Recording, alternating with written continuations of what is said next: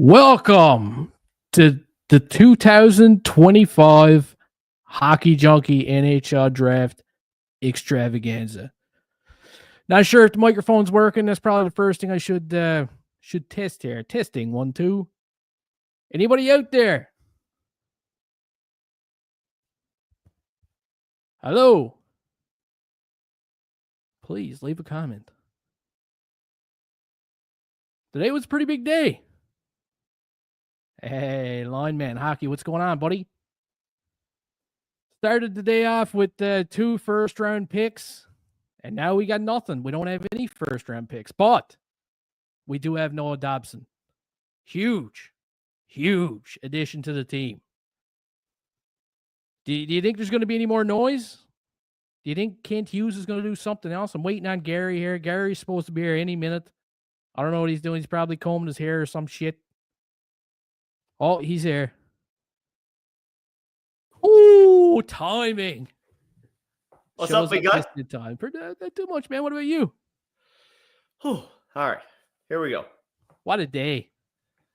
Fuck, man. I don't even have draft on here. Like, I got 40% on my cell phone. I just ran in from outside. I'm a state. Gary Green is in the house. What were you doing outside? Tell everyone. I was mowing the lawn, whippersnipping, cutting some lattice to go underneath my, to make my house a little bit prettier on the outside. It's all good, man. Well, man, Michael Pizzetta's not cutting no lettuce. No, sir. He's not. Piz gets 0 points with no lettuce. But maybe he should cut some lettuce. Yeah. And then they all had. I don't know what's going on with him, man, but Piz got to get more than 0 points this season, though. He's probably watching right now. Sorry, Piz.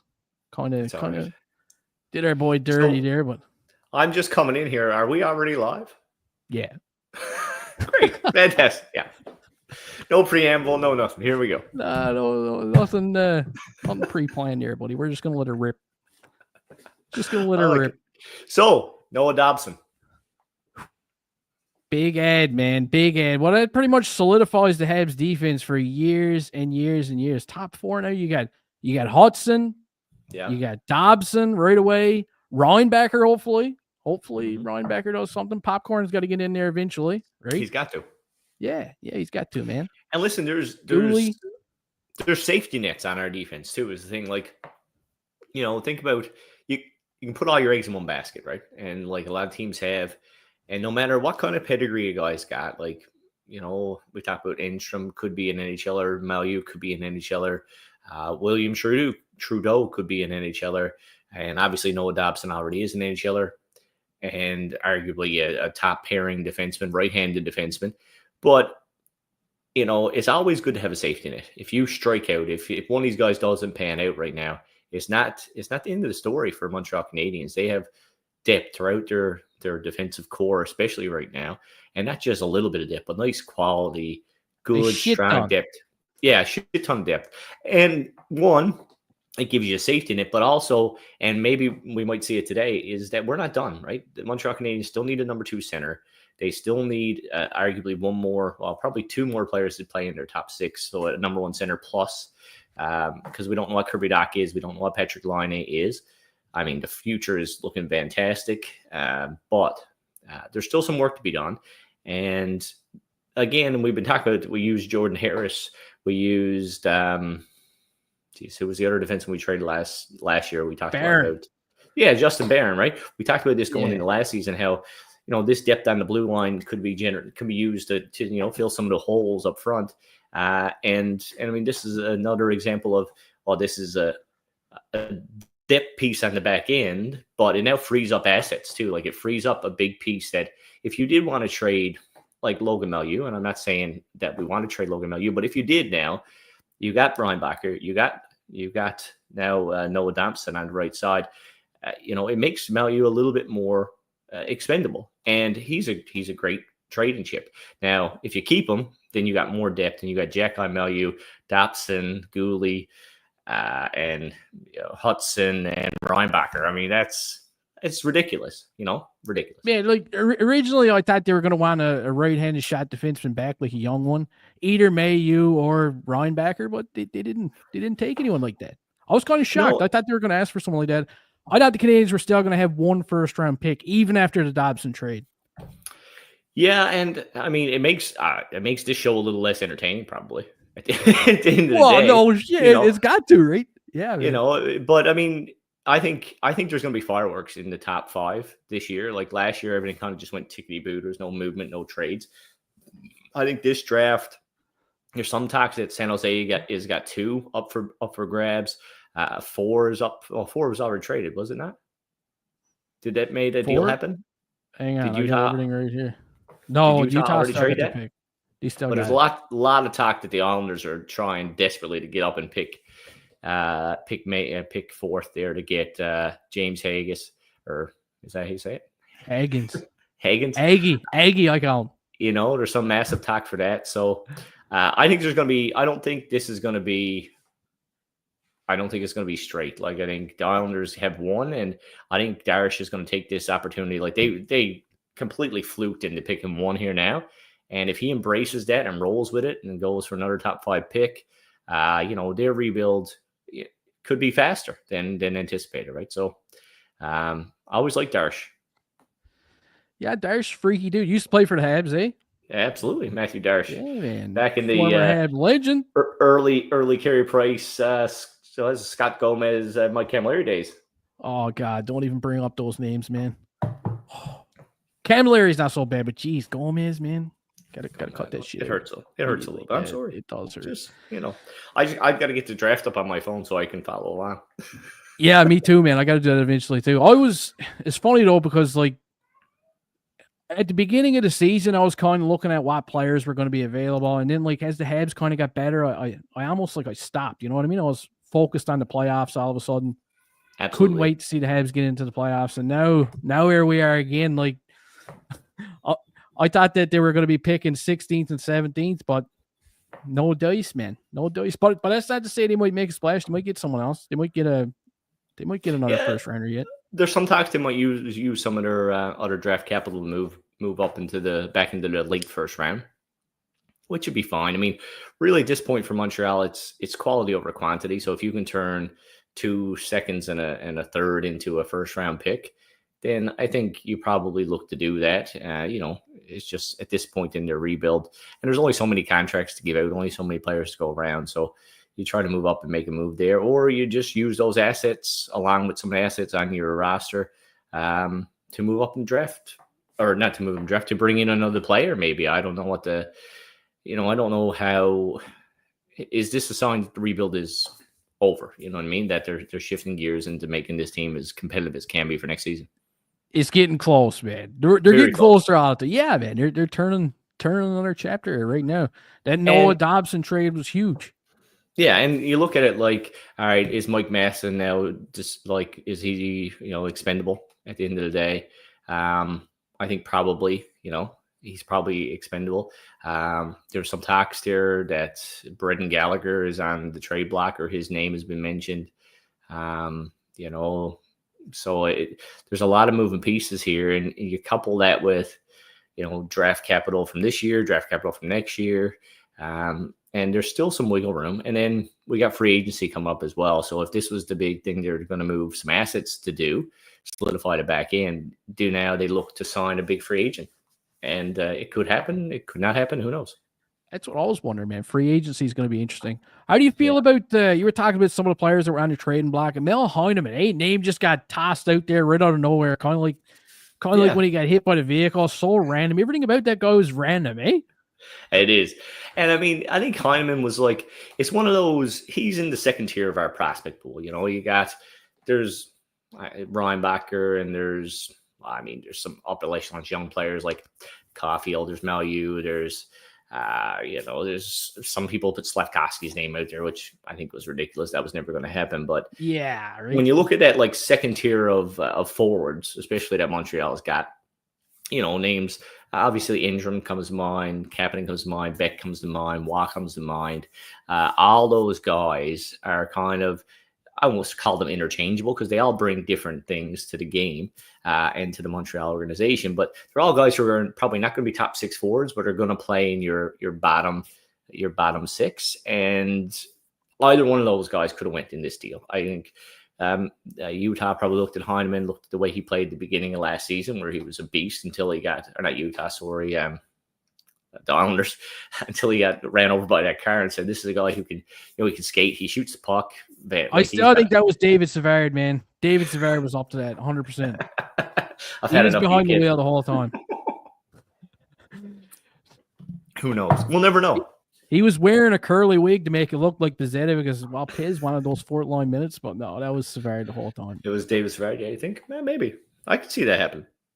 Yeah, me too. He seems like the kind of guy that would run someone over with a vehicle.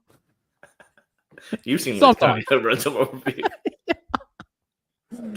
Oh, man. I thought that was going to happen yesterday, actually. Long story, though. We won't get into that one. Stay off the roads about the rest of folks. Yeah, stay off the road. It's not safe around here. Especially when you got Gary running around. I'm going to blame it on you, but I got to get up that draft, man. That's what I'm trying to do now. What channel is it on? I don't know. You tell me. NHL Draft Sportsnet. I'm going to go Sportsnet East. Here we go. Is that what it is? I think Who in the chat? Oh, yeah, it's on Sportsnet East. Sportsnet. Yeah. All right. This. We got it, man. We're good. All right. So now I got that there. Boom. We're good to go. My jumbo 4-inch screen. Oh, man. Supersized. It's all good. Hang on. I turn that down before I get a copyright strike or something. Jeez, Gary's probably watching this right now. The other Gary. Gary that I don't like. Bittman. Gary Bittman. Yeah, I don't know, man.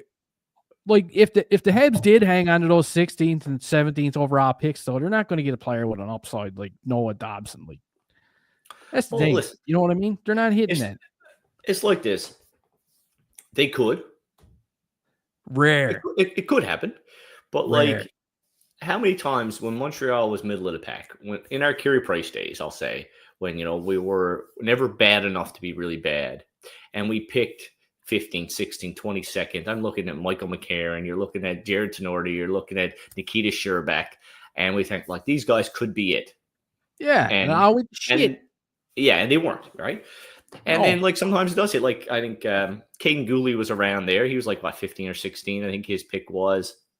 You could say, well, Lane Hudson was a second-round pick. Brendan Geller was a second-round pick. PK Subban was a second-round pick. So, it can hit. But, you're looking at – you're gambling then, right? And you got to you trade that for relatively a sure thing, I'm going to say. Established, young NHL defenseman who ticks a lot of boxes for your organization, a right-hand shot, 6'4" guy who can skate and can generate offense, can transition the puck. We know that's what he is. Like, undoubtedly, that's what he is. Most people would argue that he's a top pairing defenseman in the NHL.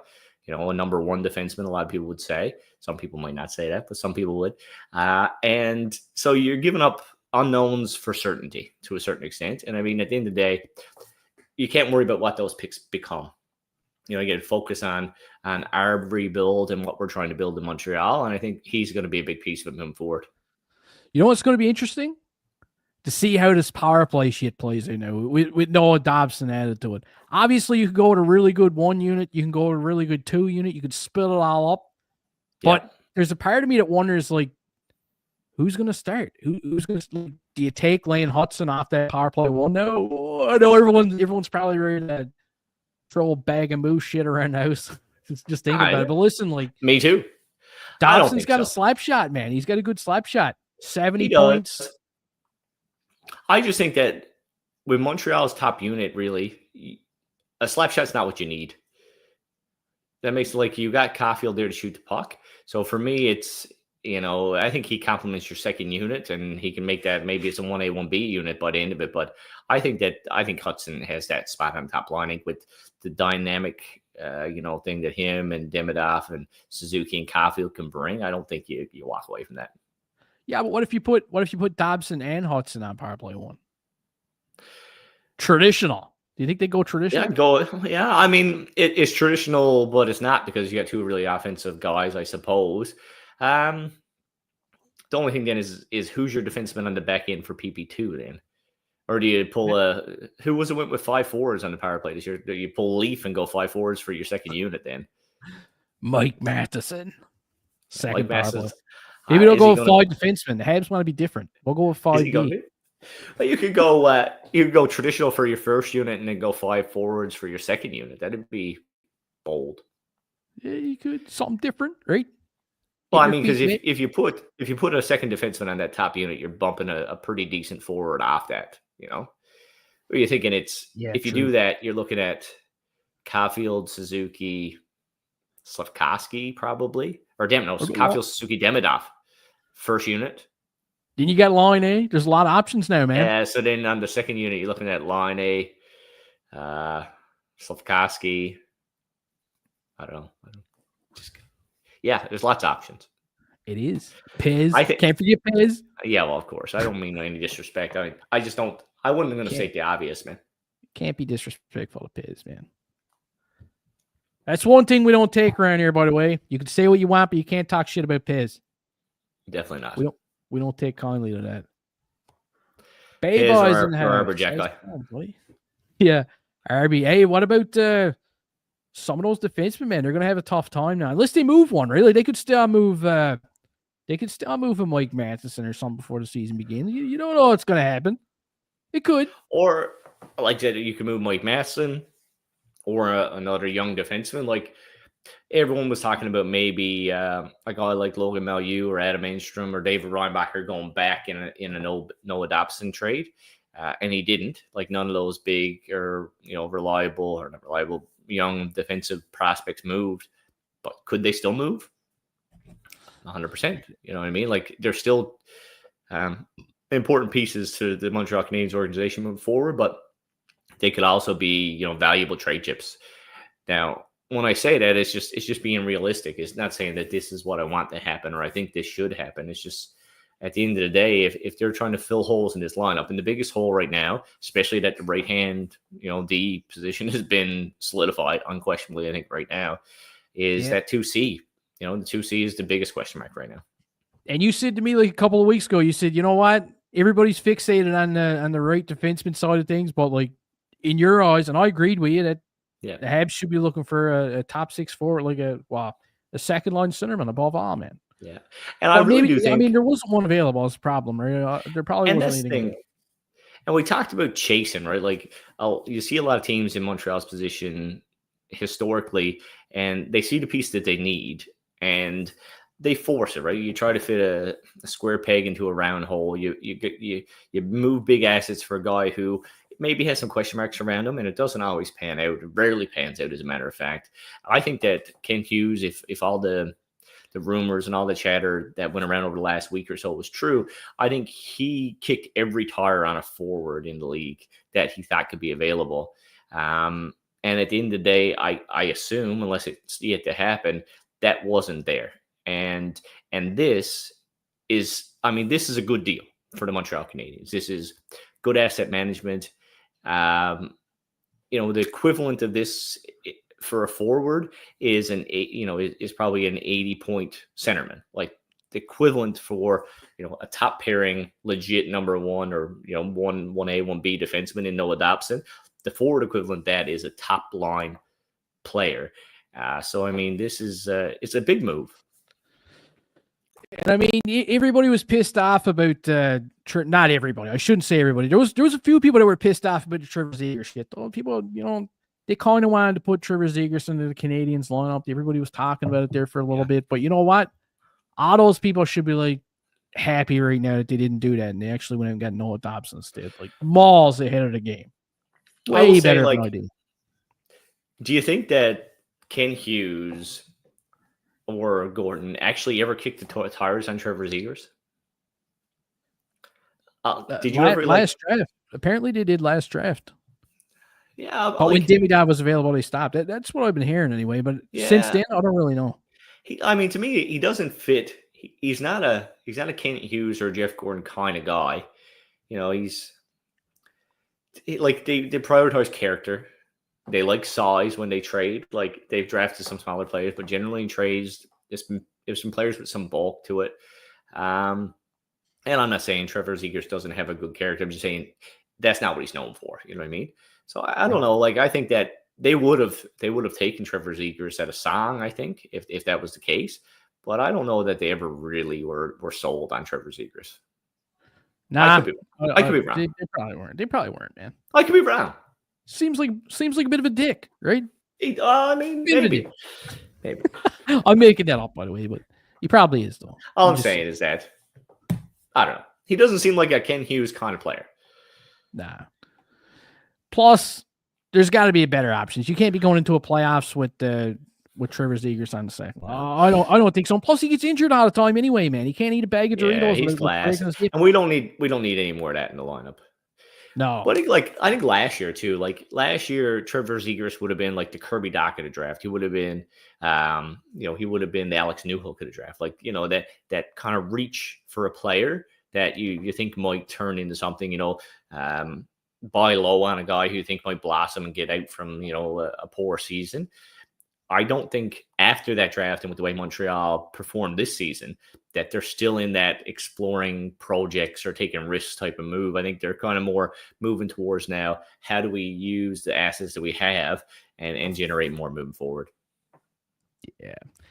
I'm just excited to see what they do now. Like if they're actually going to go for a top 6 player, like in free agency, man. Free agency is the big one. Yeah. Could happen. Talking about Trevor Zegras, I always think about like crazy puck movement and stuff like that, right? So like the Michigan, whenever I think about Trevor Zegras, think about Michigan. Was I telling you, I was up in Moncton a couple of weeks ago. My little fellow was playing in the Atlantic Championship or something like that, a AAA tournament. And it was a 9-year-old on his team he's from Lumsden, Newfoundland. Russell Goodyear pulls off to Michigan in the middle of a game up in Moncton. Like we were up by 5 or 6, down behind net. 8 years old, slides it up, bar down, scores. Holy nuts. shit! 8 years old. I was like, "Are you serious right now?" It was 8 years from now, we'll be talking about him. Well, maybe we will. Hey, remember, you heard that name here first. And I mentioned him first. Yeah. You'll be like that guy on X. What's his name? That fake insider guy? Keeps coming out right after somebody relevant posts some information. He keeps popping on. That's me. Yeah, breaking stuff. Oh, we got Gary Pittman's on the stage. Yeah. Second most loved Gary.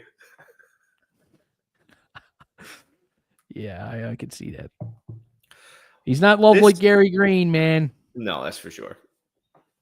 I can't believe this is non-centralized today. It's so weird, hey? It is stupid. Matthew Schaefer is definitely going number 1. Matthew. Bless you. I don't think there's going to be any situation where you don't go number 1. I'd be shocked. Yeah, I agree. Especially now after trading Dobson, right? They got to be all in on Schaefer right now. I mean, I think so, and I think it does change after that, though. Like, I don't know where these guys are going to play or going to pick, but I can see a lot of movement in the top 5. And when you see movement, then people are moving up to take a specific guy, and it could change completely, right? Yeah. After first, though, anything can happen, man. Could get crazy. I will say we and rightfully so, we talk a lot of shit about Toronto Maple Leafs, but that John Tavares deal today, I know, man, broke my heart. It was a good deal. Good deal for the Leafs. Fantastic. Sickening. Yeah. It's sickening, yeah. I don't know why he would do that. I don't know. I guess those Leaf pajamas must still have a hold on him, I guess. Just solidified 4 more years of torture for himself. Yeah, absolutely. Real smart, Johnny. Yeah, way to go, Johnny. Real smart. Don't you haul those jammies over your head. So I don't know. Man. But if you're a Leaf fan, like he could got 7-8 million on the market, I think. There was part of me that thought that he might have made a good Habs player. I don't know. Absolutely. Excellent second line center. Going into next season, right? For a second line center. I know we all hate him, but still. Like, we don't really hate him. We just hate just the jersey. Yeah, just the jersey he's wearing. Just the jersey. And the pajamas he had back in the day. Oh yeah, those two. Boy. Did you have Habs pajamas growing up? Oh yeah. Yeah. Oh yeah. I wore the My dad was a Leaf fan. Oh, bomb. Yeah. Bombs are being dropped there. Like I actually got a picture. I think it's a St. John's Maple Leaf though, because it used to affiliate for the Toronto Maple Leafs used to be in St. John's, Newfoundland. So I had a St. John's Maple Leaf shirt on once, and I still take a lot of shit from Leaf fans for that. So that picture's burned now. Yeah, I'd say. Yeah, but my kids are gonna have lots of pictures with their Habs jammies on.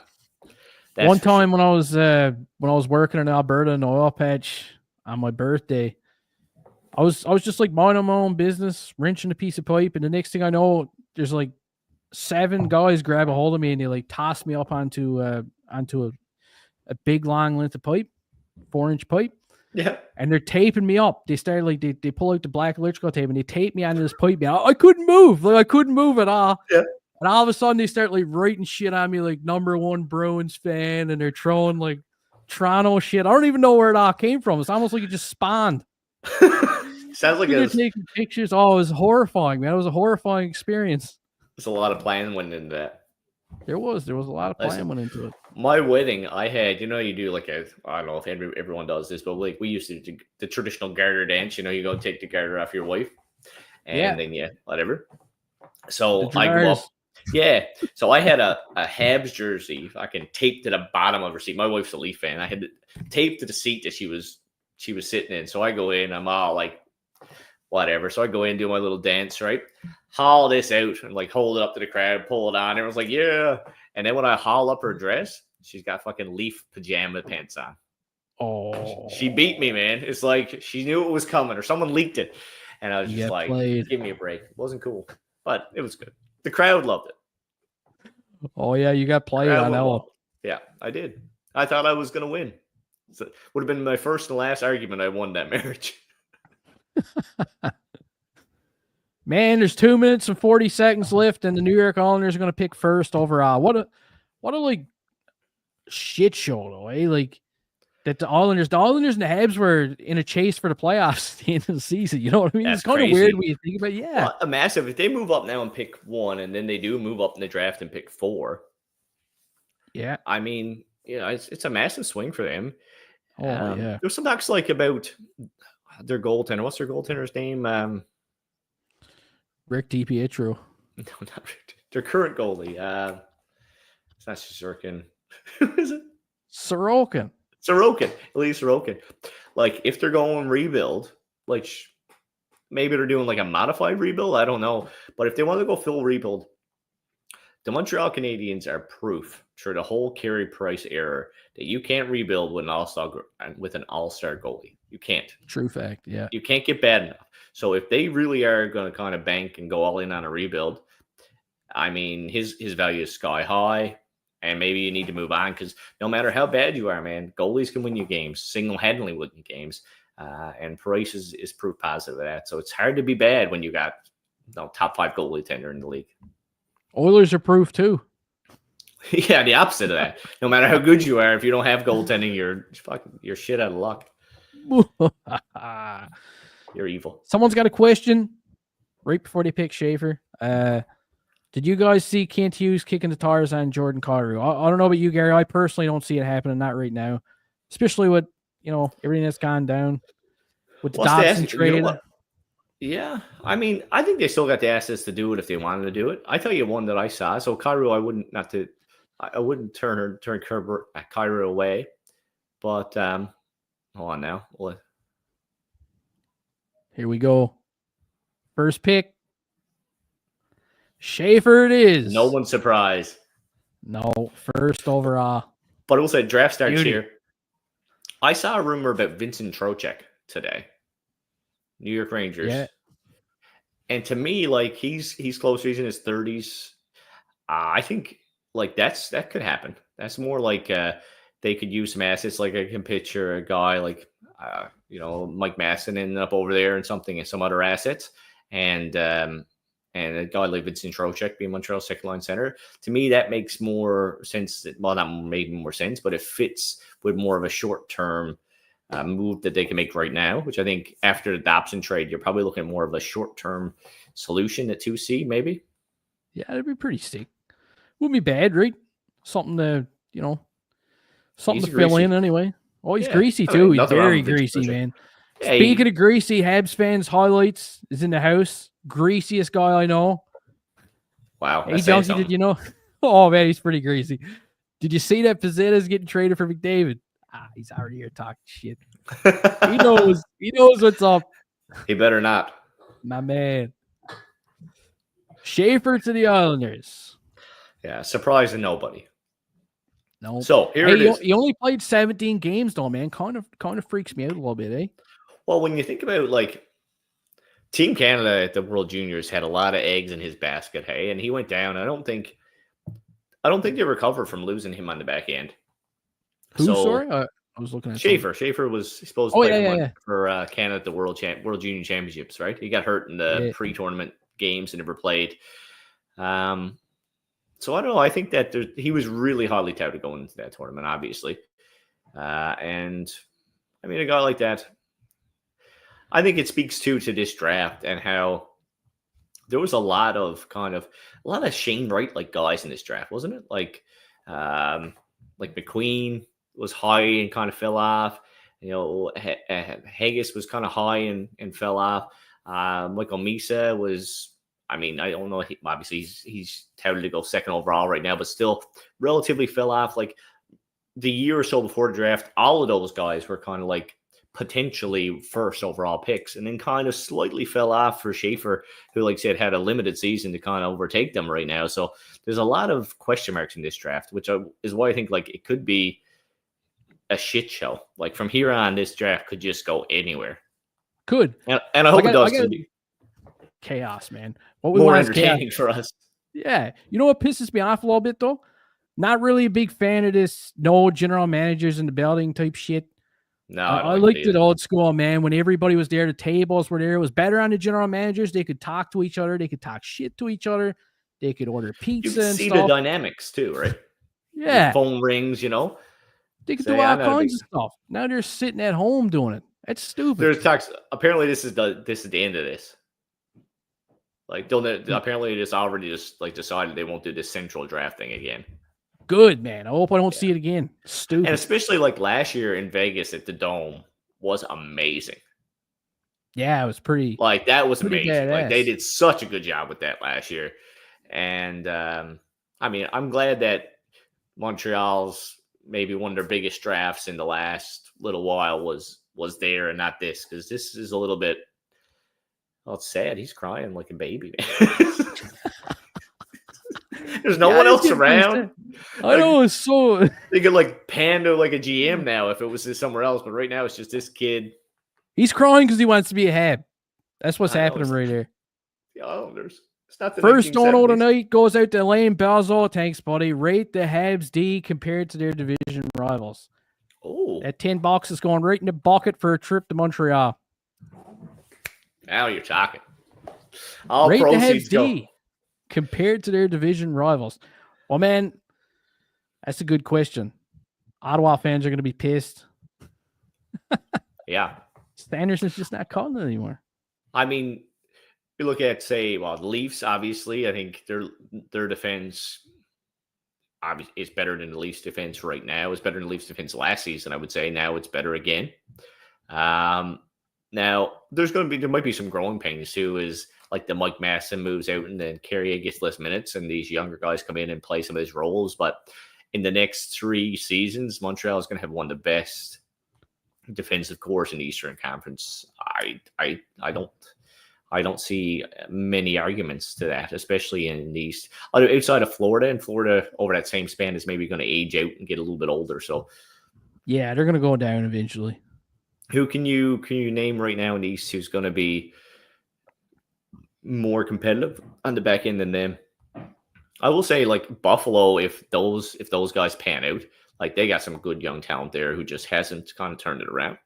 They're pretty stupid though. They're probably going to trade them out. They probably first are. Season they have. And I mean, Buffalo as a team is going to be poor. So it's just because they always are. But if you look at the young guys on that back end, there's some impressive names there as well. Who else do you think? And by the way, Al, you could have thrown us a bone on this question. We could have researched it a little bit. It's not like you're not texting us every day. Man, honestly, like I could see. I don't know. I think the Habs are going to have a better defense core than the Leafs. I think that's definitely safe better bet, than Leafs. right? Yeah. I think they're going to have better decor than the Sens. Yep. Safe. Yeah. Safe, yeah. Sanderson's good. They got some pretty good defensemen there, but they don't have this, man. They don't have that top four. They don't have the depth. No. Especially if Reinbacher pans out to it. That's yeah. That's hard. It gives me a headache. If who pans it? Reinbacher. Reinbacher, yeah. You know another thing? Well, come on. Let's finish this, but remind me to come back to Reinbacher in a bit. But you finish your exercise you're going through there now. So Ottawa, who else? Tampa. Yeah, Tampa's going down. Habs. I mean, I'm putting the Habs above and beyond. The rose-colored glasses are on there, Elaine. I'm not getting rid of them anytime soon.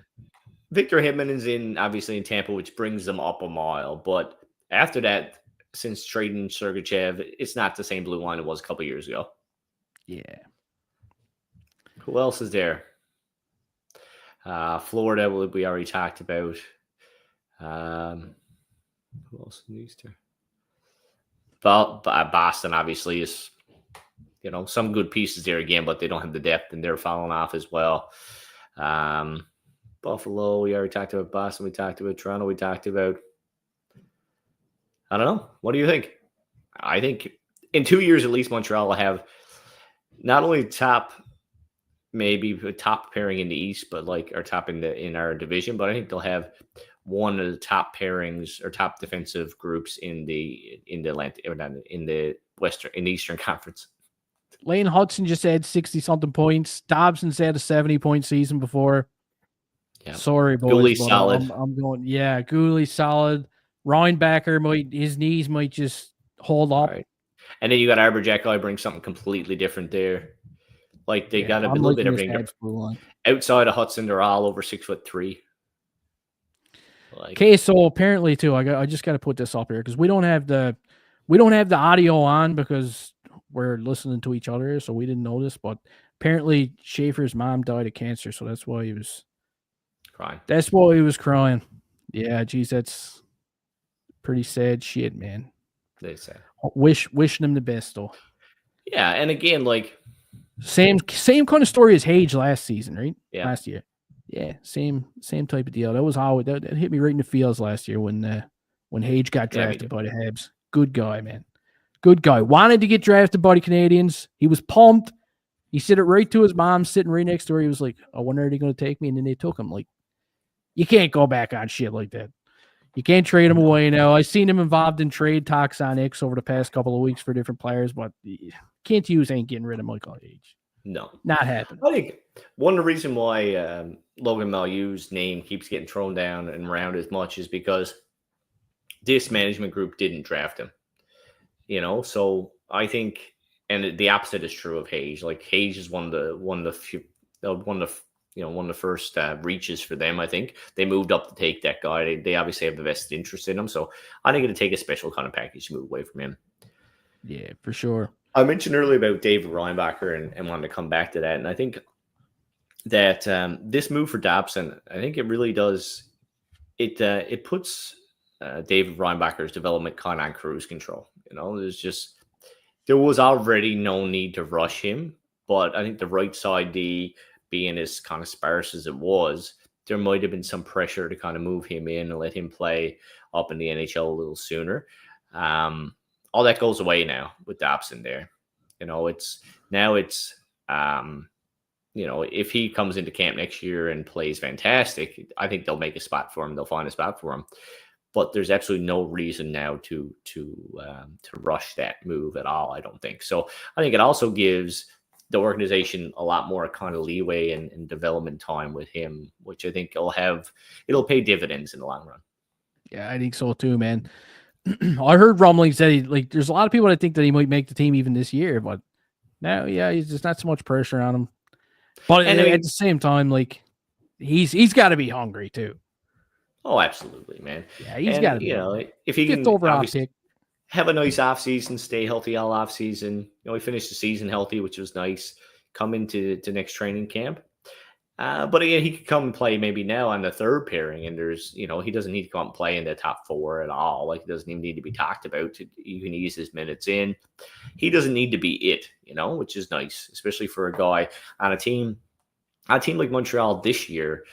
it's not like when Gooley came in, when Harris came in, when it was like we're bad. So if you make mistakes on the back end, it doesn't really matter. Next season, they're going to want to be competitive, and so mistakes on the back end are going to be under a microscope. He's not going to have the same leeway that those guys got when they broke into the league.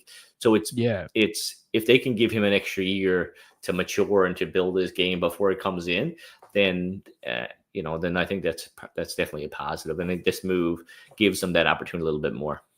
He only played just handful of games for Laval, man. He's barely played. Fuck all, yeah. Trade? Is that what you said? I don't know. I thought that was what you said. No. They're going to pick. Why is Gary center stage? Why are you showing wrestling? That's who's announcing the pick. Oh, okay. I'm way behind. Oh. Wasn't even there. Bailey? Who? It's a WWE wrestler. Oh, okay. This is Gary Bittman, a Stone Cold Stunner. Wouldn't that be? I mean, that would get some cheers. As she turns, just like elbow. Yeah. This is horrible after last year.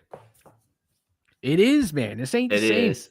It already kind of sucks because the Habs don't have their picks. You know what I mean? Last year we had a lot to be excited about. They had fifth overall pick. Everybody was hyped after playing like shit all season long. You had something to look forward to, a light at the end of the tunnel. And now this year we don't have any picks. We just got Dobson. I mean, that's cool. We did. No, and makes his number 2. Beast. Yeah. Yeah, man. He's a beast. San Jose, man, is building something good there, aren't they? There, yeah. It's Misa, Smith, Celebrini. Jeez. Man, they're going to have a wicked team. Wicked. Yeah, it's something.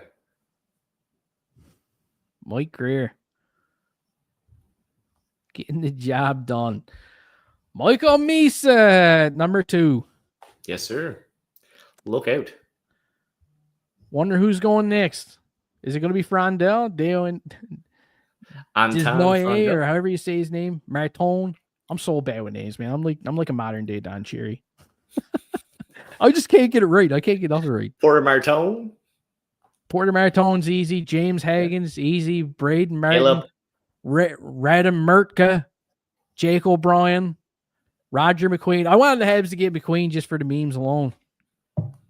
Yeah. You could have I could have had a field day with that, man. You could have done well with that, yeah. Queen Elizabeth on every shirt. Man. I was thinking Lightning McQueen, like, cars, but yeah, all right. That works too. Nah, I'd have a little princess crown on him. All kinds of random shit. Yes, you would. Yes, you would. I would have. Would have had a great time.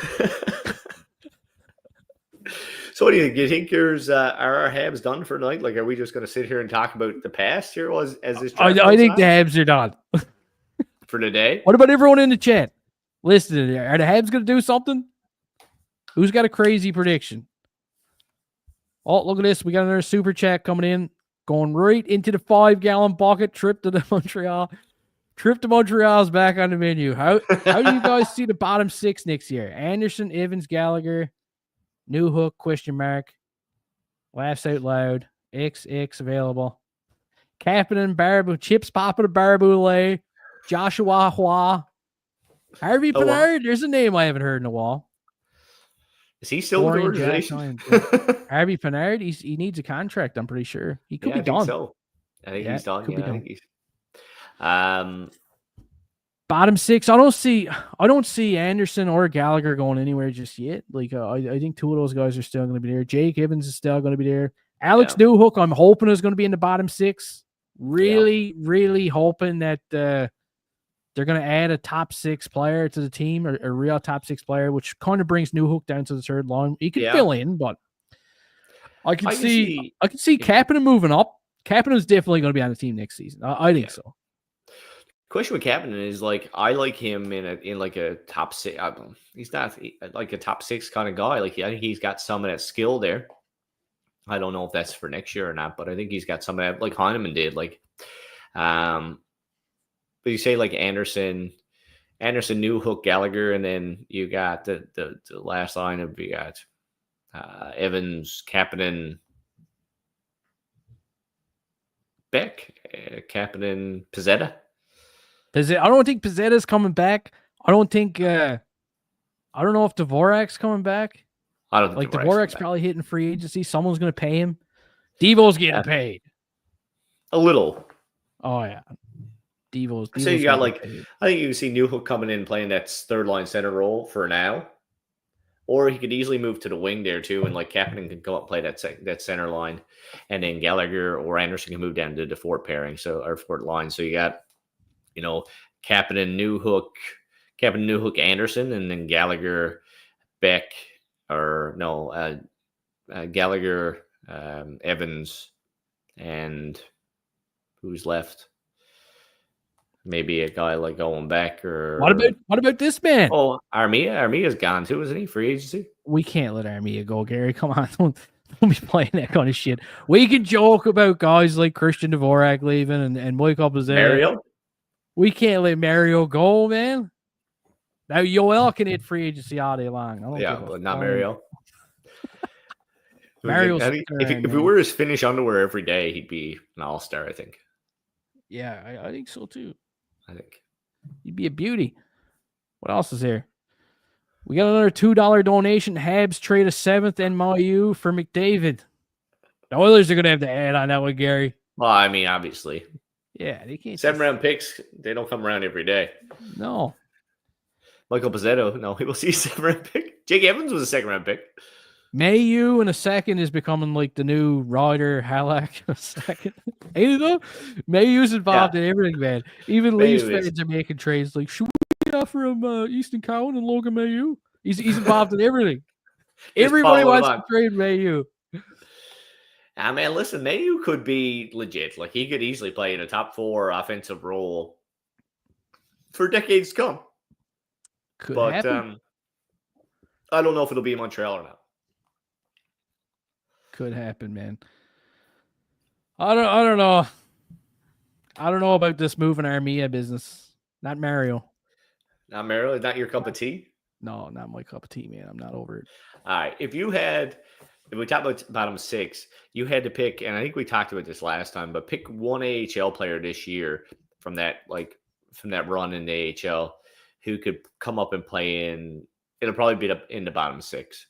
Oliver Kapanen. Right away. Boom. That's my guy. I think Kapanen, like I said, as far as like the most suited to play center in the organization right now, he's probably the second best centerman in the organization. Raphael Harvey-Pinard fell right off the cliff. Yeah, right down. He's gone. Yeah, it's kind of crazy though, man. He came in out of nowhere, stole Connor Bedard, ripped Connor Bedard. A little baby Connor Bedard. He ripped him right from Ken Hughes' arms. Just like wasn't very nice. So. Wasn't very nice. Yeah. Thanks a lot, Dan, buddy. Appreciate it. Again, right in the 5-gallon bucket. Soon, I'm almost there. I'm almost to the ferry. Huh? We're gonna drive. Yeah, we're gonna drive it. Bob's saying, "Hockey Junkie, I love you, man. You're freaking hilarious. Your accent is awesome. Is it New Brunswick? No, it's actually a lot of people ask me this. I'm actually from Pakistan. I was born. No, I'm just kidding. I always make up something. You know something funny though, man? I always get these comments in the comment section. I keep like making up these random places where I'm from.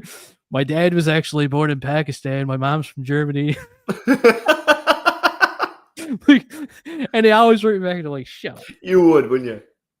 Oh, man. I always enjoy watching your videos and people are like, oh, this guy, where is he from? Is he from Boston? Is he from Australia? Is he from? I just like, oh. Hear all kinds of random shit. Devin Way's in the house. The boys, Dobson. What do you think? Oh, Devin man, Way used to coach me in minor hockey. Really? Yeah. Devin, man. It was the same Devin Way. It is the same Devin Way. Listen, funny story about this guy. The first time I ever seen Michael Ryder like as a kid growing up. Was Yeah. at Devin Way's house. Devin Way's mom actually she babysitted me one time. I was a kid. She made good brownies. And I remember he was playing Mario 64 or something in the room with Devin. Two of those guys were in there. Used to all hang out. So this guy, you get some celebrities here. Oh, See, saying it's me, Gary. You made me the man I am today, Devin. He used to coach you? Yeah, him and Jared Ryder coached us one year. Nice. Legends. Coaching, I think. Legends. Did you get slapped across the back of the hand? The back of the head? I felt like it. I know I'm coaching now, and I feel like slapping some kids, so I don't though. I'd slap you, Gary. I'd slap you across the back of the head if you was. The boys were really good, actually. It was a great couple of years. I'm still remembering it now, so that'll tell you. Oh yeah, good times, man. Those good times. Always good times. Yeah. Frondell goes third overall to the Chicago Blackhawks. I mean, this list is just, there's nothing exciting going on here at all. Utah's going to be pissed. Hey, we're pissed. 3 for 3 so far, man. I know. There you go. I'm wondering if Caleb Desnoyers is going 4th overall. Well, if the owners move up, apparently Hedges is the guy. He's from Long Island, I think, isn't he? Who? James Hagens. Oh, Hagens. Yeah, Hagens. Hagens, yeah. Sorry. Yeah. Aggie. Just call him Aggie. Oh, Aggie. If you make up your own name for people, you never worry about pronouncing it incorrectly. You'll never forget it. Look at this. Devin Wade says that Gary was a leader. Now, Devin, Devin, email me after this is over and like, you got to give me some shit on Gary, all right? You got to give me some dirt on Gary. Do you remember this, Devin? I love Tough Love. Do you remember that? Because I still remember it. Tough Love? Yeah, I just a long story. Either he remembers or he doesn't, and we'll talk about it later. he probably remembers. I'd say he does. See Pakistan. That's hilarious. Yeah, I'm from Pakistan. I didn't know Pakistan had hockey rinks. They do. No. Yeah. I've actually seen it. In the more developed parts of Pakistan. Yeah, like Bonavista, Vista, Pakistan. So Frondell goes third over. Man, oh man. I really like the Hawks are gonna have a good team too. I don't mind people like having time for this. Like you can put them on the clock or whatever. But like Schaefer went 1, Misa went 2, and Frondell went 3. Like that should only took like 5 minutes. Really? I know. Gary Bibby's got to drag everything out, man. You get up because like then when something interesting happens later on, they can talk about it more or like I don't know something. Yeah. But this could be it. Like this could be where if it doesn't get interesting here, then the whole draft is not going to be interesting. So it could be complete. Cross your fingers that the Islanders manage to move up here or someone does. I still can't believe they got to bring him into the back room just to talk to the general manager and shit. This is the dumbest thing I've ever seen. Yeah, it's not cool. That's stupid, man. Is this how the NFL did it or something? Is this where this? Yeah, I think they're trying to replicate that or something. But man, hockey's different. You can't be doing. They made this decision before. They made this decision before Vegas last year, and then I think like the reception for that for the draft in Vegas last year at the Sphere was like amazing, and then I think they instantly regretted it, and I guess they just couldn't. I don't know. They must not have been able to dial it back. Oh, stupid. Look at this, man. Stupid. We got someone in the chat that got screeched in this week. I am proud of you, man. Honorary newbie. Beauty. Where? George Street, or were you like just at someone's house? Yeah, in the backyard. And did you commit to kissing the cod? Like, was there any did tongue? You feel it? Yeah, was there tongue? We got to know this. This is stuff we got to know. French cod. Yeah. If it was a stuffed puffin, it doesn't count. Yeah. You ever kissed puffin before? I can't speak to that. you're like, I'm not going to answer that one. I've seen a puffin before. Man. Yeah. Yeah, I've seen puffins before. Yeah. Okay. What's going on? Oh, he said He kissed it. Yeah, he kissed. Oh, that a boy. Yeah, he did it. Long may your big Jim draw, buddy. Yeah, beauty. Good times though. Good times getting screeched in. We should do a virtual Hockey Junkie screech in. We should. You know what, man? Or we do it when we go to Montreal. We'll do a screech in a bar in Montreal. That's what we should be doing. We should do. We should be selling tickets to that shit. Yeah, we'll bring Screech. I'll bring Southwester. I got the whole speech down pat. We'll bring a frozen codfish up with us. It'd be good. Man, I don't go anywhere without a codfish in my pocket. Frozen codfish. Is that what that smell Always is? going. Yo, that's what the smell is all the time, man. Just in case. You never know when somebody's going to want to get screeched in. Well, that's true. Just like a little Mickey, a Screech, and a small codfish in a knapsack. That's what happens when you're a Newfoundland ambassador. You have to have that shit kicking around. You do, yeah. I think so. Yeah, they're still booing Bittman.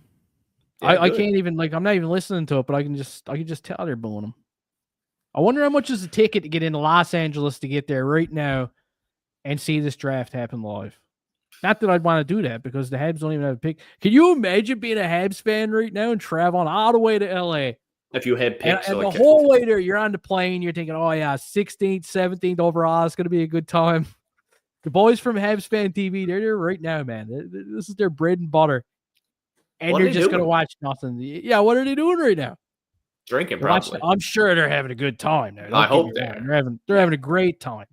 Yeah. But we should be there next year. We should be there. Well, we do. We do this podcast every week between now and next year, and they'll invite us along. Every hour. There won't be maybe. I'd be down for that. Once an hour. Quit work, man. Let's do it. Why not? Why not? Just train someone else to do it. Money's overrated. Money is overrated. AI can do that now, right? Yeah, man. Yeah. AI. Imagine. Oh, man. Yeah. No Celine Dion this year, buddy. No. We're not going to see Celine. Celine walked out with Paul Byron last year. She did. Citron wants to know if we're in St. John's. No, we're in Bonavista. No. I'm in Bonavista, I should say. Gary's not in Bonavista. Yeah. Gary's in the parts unknown up in the boonies up there. Yeah. You heard of where I'm from. You've been paying attention. Yeah, you got there, man. My community makes Bonavista look like a big town. It does, though, doesn't it? It does. Yeah, it does. Yeah, I was up there one time 2 years ago, I think. I don't know why I was even there. Oh, I put in I think I put in an all tank for someone. Something like that. For some reason. I don't know. I was there. Oh. Another pick is in. Gary Bettman takes the stage. Wait, what's he talking about? Oh, they're getting someone else to answer pick. Oh. If he does anything crazy, like a golfer? Yeah. Man, why are you ahead of me? I don't know. This is horseshit. I'm streaming it on my phone. What are you seeing right now on your phone? I'm watching some guy from Utah talk. I don't know who it is. I'm watching a golfer talk. Okay, well, that must be what I'm watching too. Yeah. How do you know he plays golf? They announced it.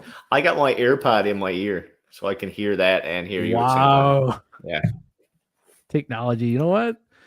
We were just talking about your neck of the woods. Sometimes I'm wondering if that's where the Roswell crash was. Yeah, maybe it was. Nah, it was actually in Roswell. So that's what they want you to think. Yeah. If not a trade for pick, I have a feeling Matheson will be traded in a package for a second line centerman. Man, I hope so. I think, yeah. Not that I want to see Matheson go, but, well, maybe I shouldn't have put it that way. That was a terrible way to put it. I don't mind Matheson, but like, Buddy just announced from the Moncton Wildcats. Montoon? Yeah, he did. Oh, wow. That guy's as bad as me, man. From the Moncton Wildcats. Wow. Man. Oh, that was great. Sorry, I didn't mean to interrupt you, but I just couldn't let that slide. No, but like Matheson, I'd package Matheson up for a second line center. I mean, if there was a deal to be made, of course. Yeah. Jeez, I'd send him right to Moncton. You see, Devin said the guy who won his hockey pool used AI to pick his hockey pool. That's unbelievable, man. Oh, I believe it. Great. Man, Were I you in was a in hockey pool this year? No. Yeah, we did I had like a small group. We did like a little league more than a hockey pool. I didn't win. But No? it took me like halfway to figure out how it actually worked. I think I had figured it at the beginning. I would have competed better. Changed my picks. I was There's a in lot the of work Moncton in that, Wildcats. man. Oh, it is too much work. I got too much work to do to be spending that much time on hockey pools. Yeah. But I was at we were up in Moncton for that hockey tournament. We got a tour of the Moncton Wildcats Stadium. Yeah. And man, their dressing room is like NHL level. Apparently, the Irving family owns the Moncton Wildcats, and the place is like amazing. Yeah, yeah. Oh, it's beautiful. Man, Anyways, I gotta go check it out. you should. I got pictures. I'll send them to you. Yeah, send me some pictures. Dano Eagles 4th overall. Man, everything that's on the screen so far has happened. I know. Well, they don't need us here. Crazy. What are we doing here? Yeah, what are we even doing here? What's Gary even doing here? Gary Bibb. We don't even need him. No, we don't need Gary Benton. You just did let Tankathon take care of it. Yeah. Next year, I'm gonna get on stage, and I'm gonna do the picks myself. I'll take Gary Bittman's spot. But can you imagine? You would how be quick very I could entertaining. I would be kicked off immediately. Well, Like, not not if you were even- hosting. They can't kick the host off. Yes, you can. I would probably. be an exception. One of those like big hooks. Just like, eh. I'd be an exception for sure, man. Yeah, They'd probably. kick me out. No doubt about it.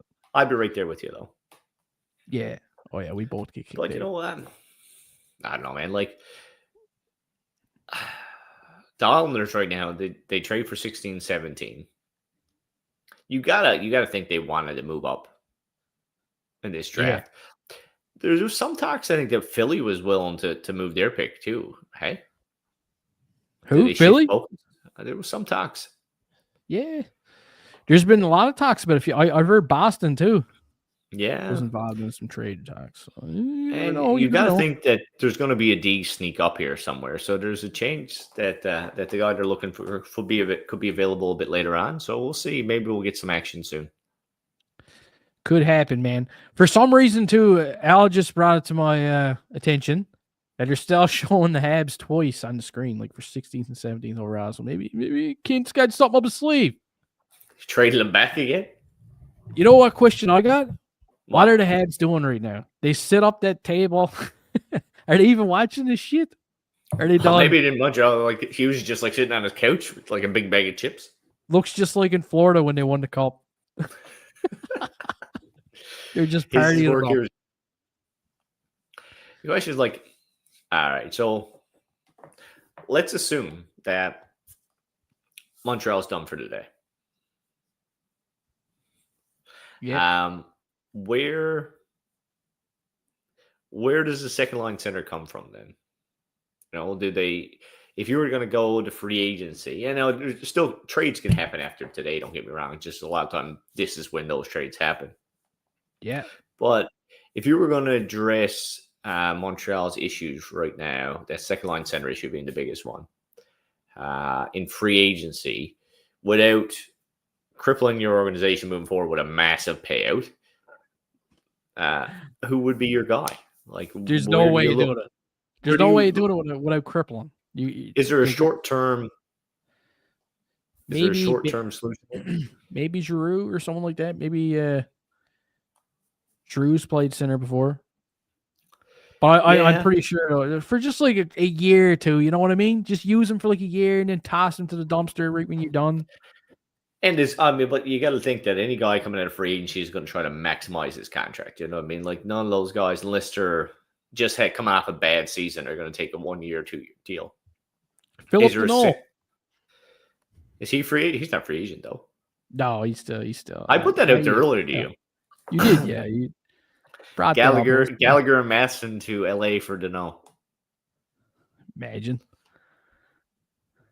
That'd be huge. Huge cap dump too, along with it.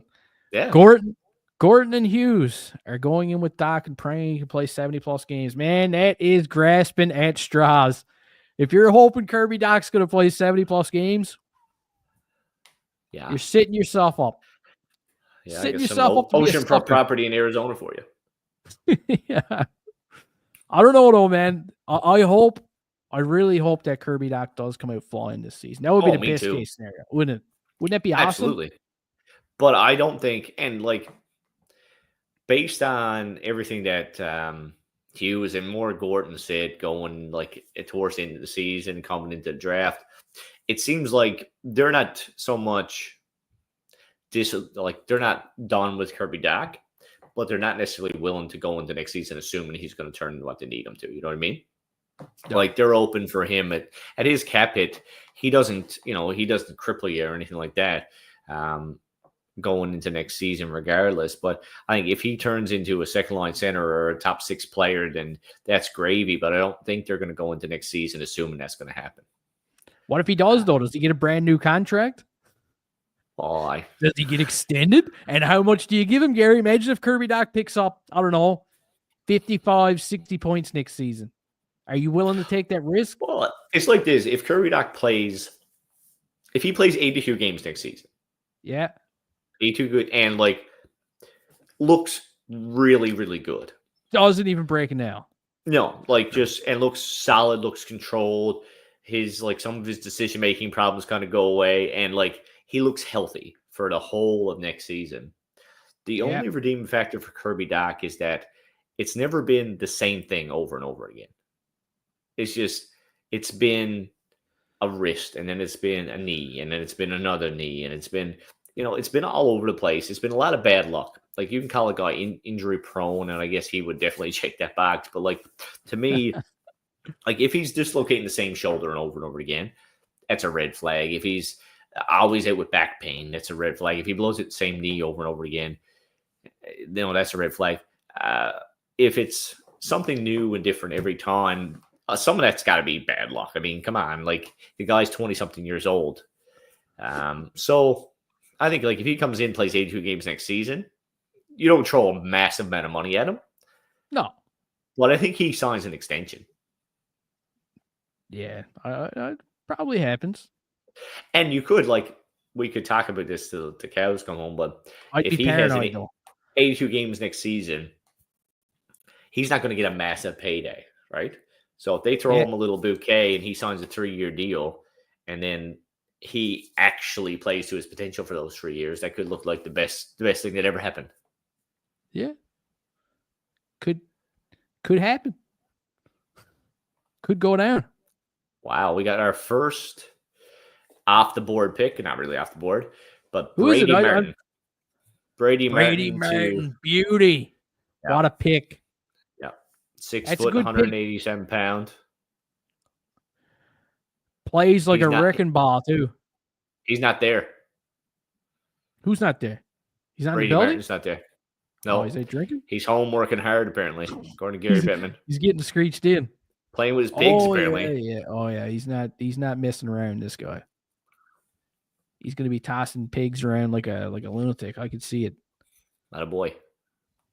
That's a good pick, though, man. That's kind of like if the Habs were in it and they moved up and picked Brady Martin, I'd be all over that. You'd be happy? Yeah. That, oh, yeah, I'd be happy. I'm just happy that the Bruins aren't going to get him, too. That makes me happy. And Flores. Screw those guys, man. I don't want to see him get that guy. No, me either. Yeah. You're pretty easy to make happy, though, man. Yeah. Give me a case and... Huh? Give me a case and throw me in a rubber raft and Way to go. Sell me off into the sunset.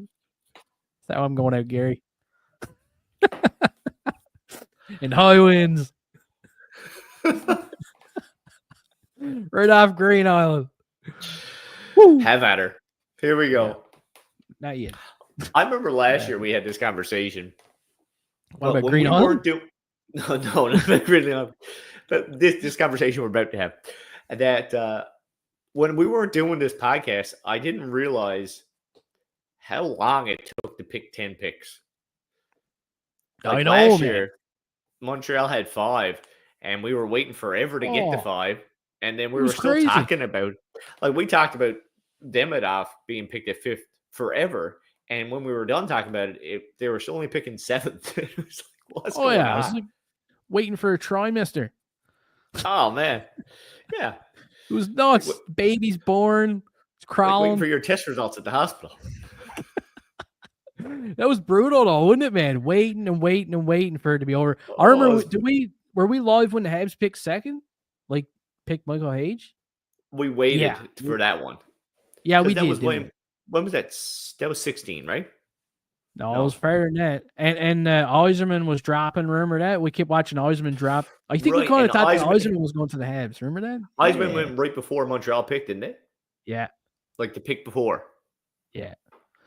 How was Yzerman's season this year? I haven't followed him. Who? Yzerman? Yeah. That's a good question. Let's find out, man. Let's see what he's been up to. Let's do it. There's a lot of people are really high. He was another guy who pulled the Shane Wright and fell off a lot. Yeah. Hang on. Let's get this up. Boing. All right. Let's see how Cole Yzerman's doing. Sam Bennett. Butterbump. How do you spell it? There it is. 36 points in 39 games for Boston University. It's not bad. 25 goals, though. Pure goal scorer. Beauty. He is a pure goal scorer. I think he's going to end New York Islanders. Really, like, +7. The Islanders are on a big turnaround when you think about it. It's going to be, like I said, it could be quick for those guys. Could be, man. You know, we talked about, I'm not sure what draft it was, but Gavin Brindley just got traded from to Colorado from Columbus. He came back in the Charlie Coyle deal. Yeah. I was super high on Gavin Brindley going into the draft. I think it was the draft after Caulfield, I think. And he went there just like he played for the Americans at the World Juniors, and I thought he was one of the most dynamic players on the ice for the Americans. And then he kind of fell in the draft like you expected because he's super small. And he got traded today to Colorado. And like, if you haven't heard the name, listen to this conversation because I think he's going to go to Colorado. He played not so good in AHL this year, but I think if he gets up and plays with some really talented players in the NHL next year or the year after, he's going to turn some heads and play well. So Gavin Brindley, you heard it here, probably not first, but maybe second. Pay attention. Could be beauty. Yeah, I think so. Charles Barkley is making this pick. Oh, shut up and jam. The small room of awkward conversation is the worst edition of this draft. I think he's on Ozempic. What? He looks like he's on Ozempic. Man. Barkley's got a lot of weight gone, and I don't think he's dieting. It's weird, ain't it? It's strange. What the heck is going on? Who do you think the Flyers are taking? Are they going to go with Maratone? Yeah. I think so, too. I think he's more 6'3", Big dude, man. I think that's more Philly's play, especially they got Michkov there. I think they're gonna let him slide. Yeah. When I look at the stats, though, one name that stands out always is Michael Misa. Holy shit! 62 goals, 65 games, 134 points. Man, what a beast for San Jose to pick up. They took Maratone. They did take Maratone? Yeah. They got him. Well, I agree. I think that Misa is going to come back to be probably the best player of this draft. I like Schaefer, and he's got good size, and he moves the puck well, but I got to be honest with you, I don't think the separation was as big. Schaefer was hands down the number one pick. Every board you looked at, he was the number one pick, but I think that Michael Misa is going to be 6'1". He's not a small guy. He's 6'1". He's solid, and he got that kind of point production. I think he's gonna be real good. Oh, I really do. Unreal, man. Porter Maratone's gonna be a beauty too. Flores got another one, man. Yeah, absolutely. Think about it. Zegras now, Maratone, Michkov already. Yeah, it's gonna be. Team? They're going to be a couple. I think it's a couple of years before that kind of starts to mesh together. I think their back end is still not there, and their goaltending is not there. But there's a couple of years really, before it starts to meech together. Michkov together. But I had to toss that one out there. Yeah, that was good. But I think that there's a lot of pieces there. It's a start, and I think Philly's another organization that could easily kind of start to maybe trade off some of the other pieces too to kind of, to keep down to that bottom 5. Like picture if they finish bottom 5 in under a couple of years, I think they're going to have to hit the reset button because Philly kind of already went through a bit of a rebuild and it looked like it was going to work, but they just got unlucky. I mean, Nolan Patrick, and there's a bunch of just bad luck for Philly. And I think it's after turning around a bit since Briere's been there. So, but I don't think they're ready to make the transition into being even close to competitive yet. I think like 2 more years being bad is better for Philly. So I think that, they're going to be a handful in a while, but it's not next year, I don't think. No. And I think they're better off taking a step back than taking a step forward. Do you think there's going to be a trade now at this point of the draft? Everybody's waiting for a trade. You know what's funny? Over the past couple of days, man, all the insiders were talking about, there's going to be trades. It's going to be chaos.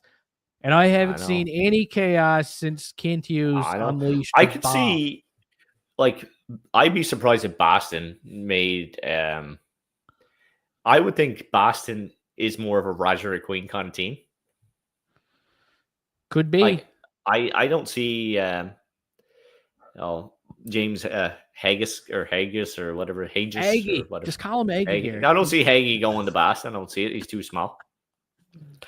And if Hagee is still there at 8 for Seattle, I could see a team like Seattle and the Islanders making a deal. I think that pitch, if Hagee slips to 8, I think we're going to see a deal. And we're going to see the Islanders move up there. We're already seeing Hagen's drop now. He's dropping and dropping and dropping, man. Yeah. And it's crazy because he was the consensus number 1 at one point, kind of. You know what I mean? It's very Shane Wright-esque, isn't it? Yeah, it is. Yeah, because I even had that hashtag going at the start of the year, begging for Hagen's. Listen, man, I tell you, McQueen, Misa, and Hagen's all were highly touted at one point, and kind of the fact that in a relatively weak draft they're not at the top is all sliding, really. Yeah, McQueen. Back 1 second. Yeah, go. Don't leave. Take a spell.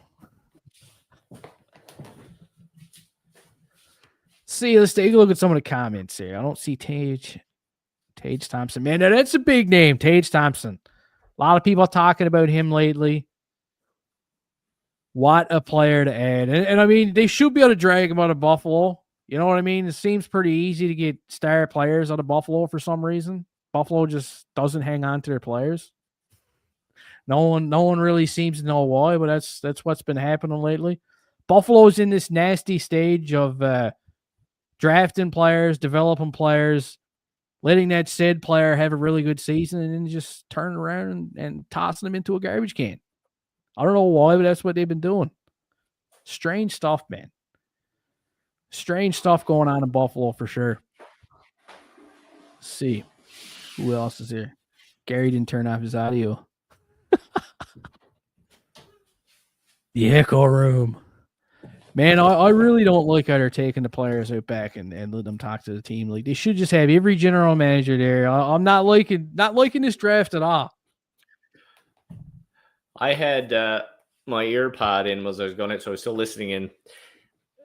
He said he was from a small town of Peterborough, and I'm thinking, like, it's the whole Bonavista Peninsula because more people. Is that what he said? Small town.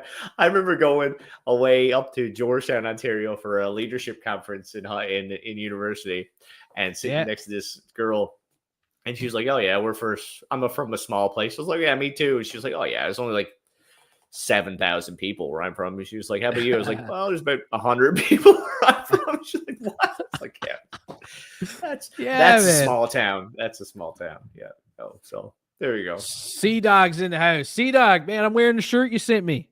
See that? Sea-Dog actually sent me this one. Really? Yeah, man. The one. It's like a bunch of pictures of the. No, that's not Bobby Orr. I think that's actually Paul Barn. Going across? No, man. Well, listen, like, all right, carry on. This shirt is awesome. Like, it's something Habs and Leafs playoff run in 2021, and on the back it says It was 3-1. That's awesome. Yeah, wicked. Sea-Dog sent me that one. I didn't wear it for like the first year after he sent me it, and I just busted it out there like a month ago, and now I'm wearing it. Like, now it's like my favorite shirt all of a sudden, kind of like my underwear. Everybody's got a favorite shirt. Everybody's got a favorite pair of underwear. You wear it inside out and stuff. Like, nobody in the chat can even deny that. It's awesome, though. Good shirt. Thanks a lot, Sea-Dog, buddy. Well done. Someone caught the toilet flushing. Yeah. Son of a bitch. I called you out on it, too, when it was going off. Did you? Thanks for that. Yeah. Yeah. It's all right. Yeah, it's all good, man, because, like, it's just my ears. I always pick up toilets flushing. Used to that now, right?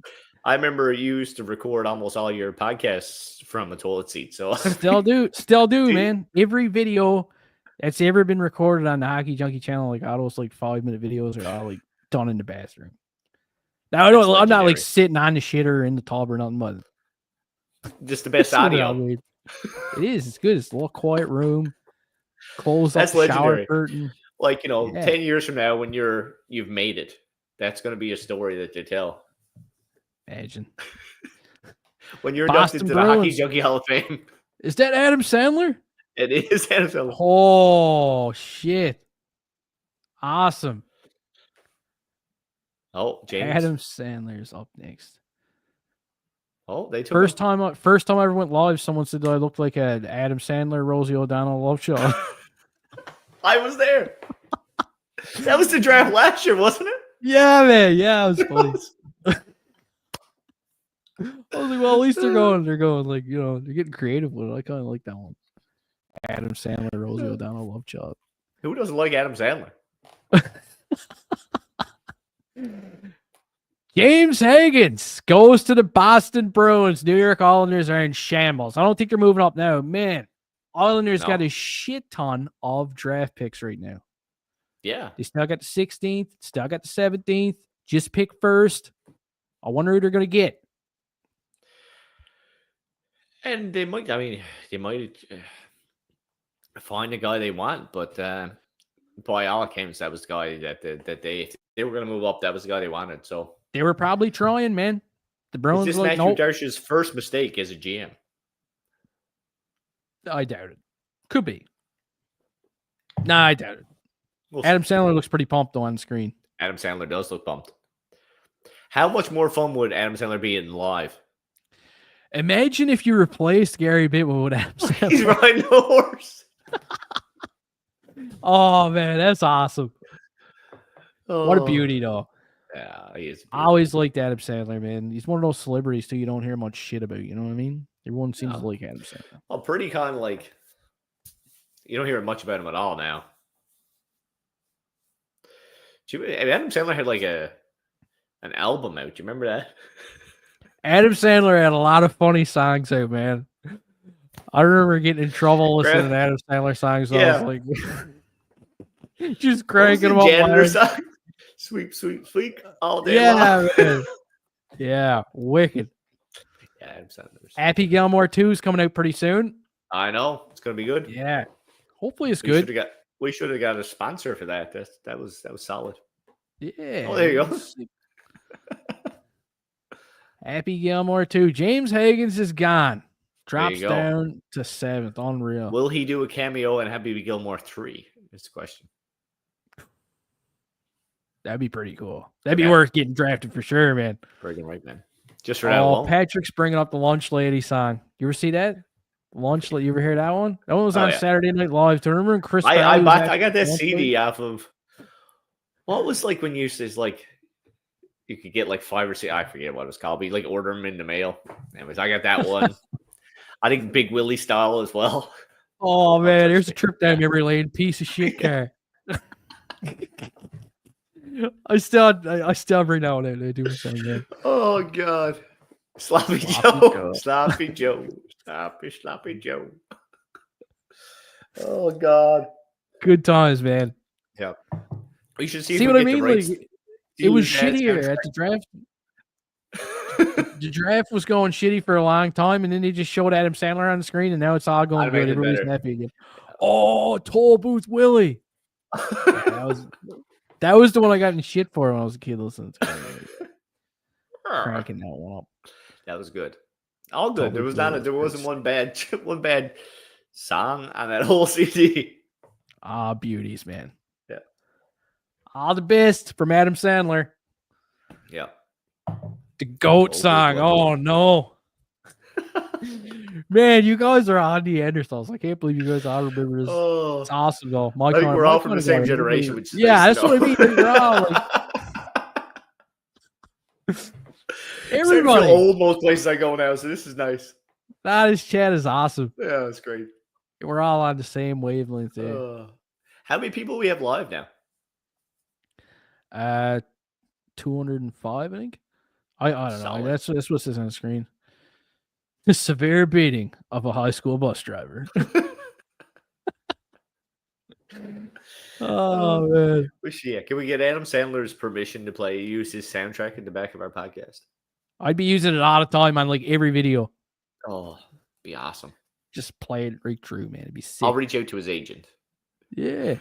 Try it. Why not? You're the talker. You're the talking guy to get deals done, Gary. Human resources. You can do it. Human resources, Gary resources. Gary Green resources. Oh man, everybody's asking the same question. What?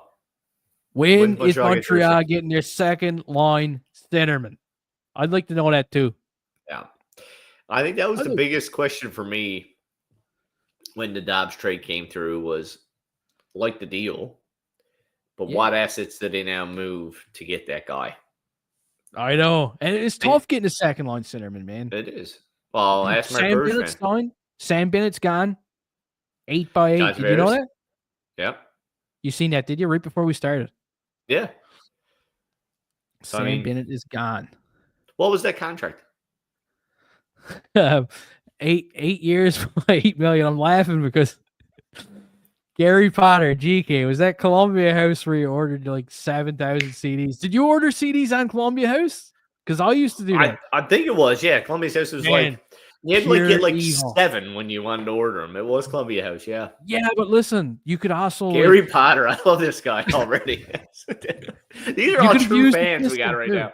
You could abuse the system because you'd sign up to Columbia House and you get like 11 free CDs, and then you just cancel your membership, and then you sign up again with like your wife's name, and then you'd sign up with like your dad's name, your mom's name. Yeah. And you just have like this crazy amount of CDs coming in. I remember this order, right? It was Adam Sandler's, Big Willie Stahl, Green Day Doogie. I don't know what else. I think maybe there was a Metallica CD in there, and maybe CCR. I feel like I maybe only made one order, but like that was it. Good stuff. Can't go wrong. That was solid, yeah, all around. A little bit of everything. Can't go wrong with those. Oh yeah, gotta love it. Next up, we got the Seattle Crackheads. Their fans don't like it when I call them that. Kind of like Vegas, Seattle Crackheads. Oh yeah, yeah, they don't like that. Same with the Vegas Golden Knights. I remember like the first year I was doing YouTube. Yeah. And the Habs were playing the Golden Knights in the playoffs, so I randomly started calling them the Golden Shower Knights. Man, I got ripped. I think I got like a death threat over that one. That was a bad one. You're not supposed to like it. If they liked it, it wouldn't be funny. I know. It was awesome. I enjoyed it. I had a good time. Oh. I had a good time ripping on it. It's always fun. Who's this guy on the stage? Man, he looks familiar. Who is that? Is that what David Spade evolved into? Or are we getting the whole Saturday Night Live out here right now? Jake O'Brien got picked. Jake O'Brien's next. Yeah. So Radim Merca falls down. Mercat. But really, that top 10 is looking like unbelievably consistent. Yeah. Like nobody's moving at all. No, man. Nobody really jumped on. Maybe 1 point, like one spot. There's no one moving up really significantly. No surprises. Yeah. Crazy, man. Crazy stuff going on. It's a good thing that trade happened today, or we wouldn't have anything to talk about. Oh yeah, we would have been lost, especially at the beginning. Other than Adam Sandler and that legendary CD and Columbia House. Oh yeah, Columbia House. I'm trying to think what else. There was a couple more in that order. So who's up next anyway? Next Buffalo. up, we have the Buffalo Sabres. I can't see Buffalo taking a defenseman. I don't think Mertka is going to Buffalo for some reason. Buffalo, no. It got to be Roger McQueen. Hey, can you bring up a bigger list beyond the top 10? Let's do that. Yeah. Let's just have so we can.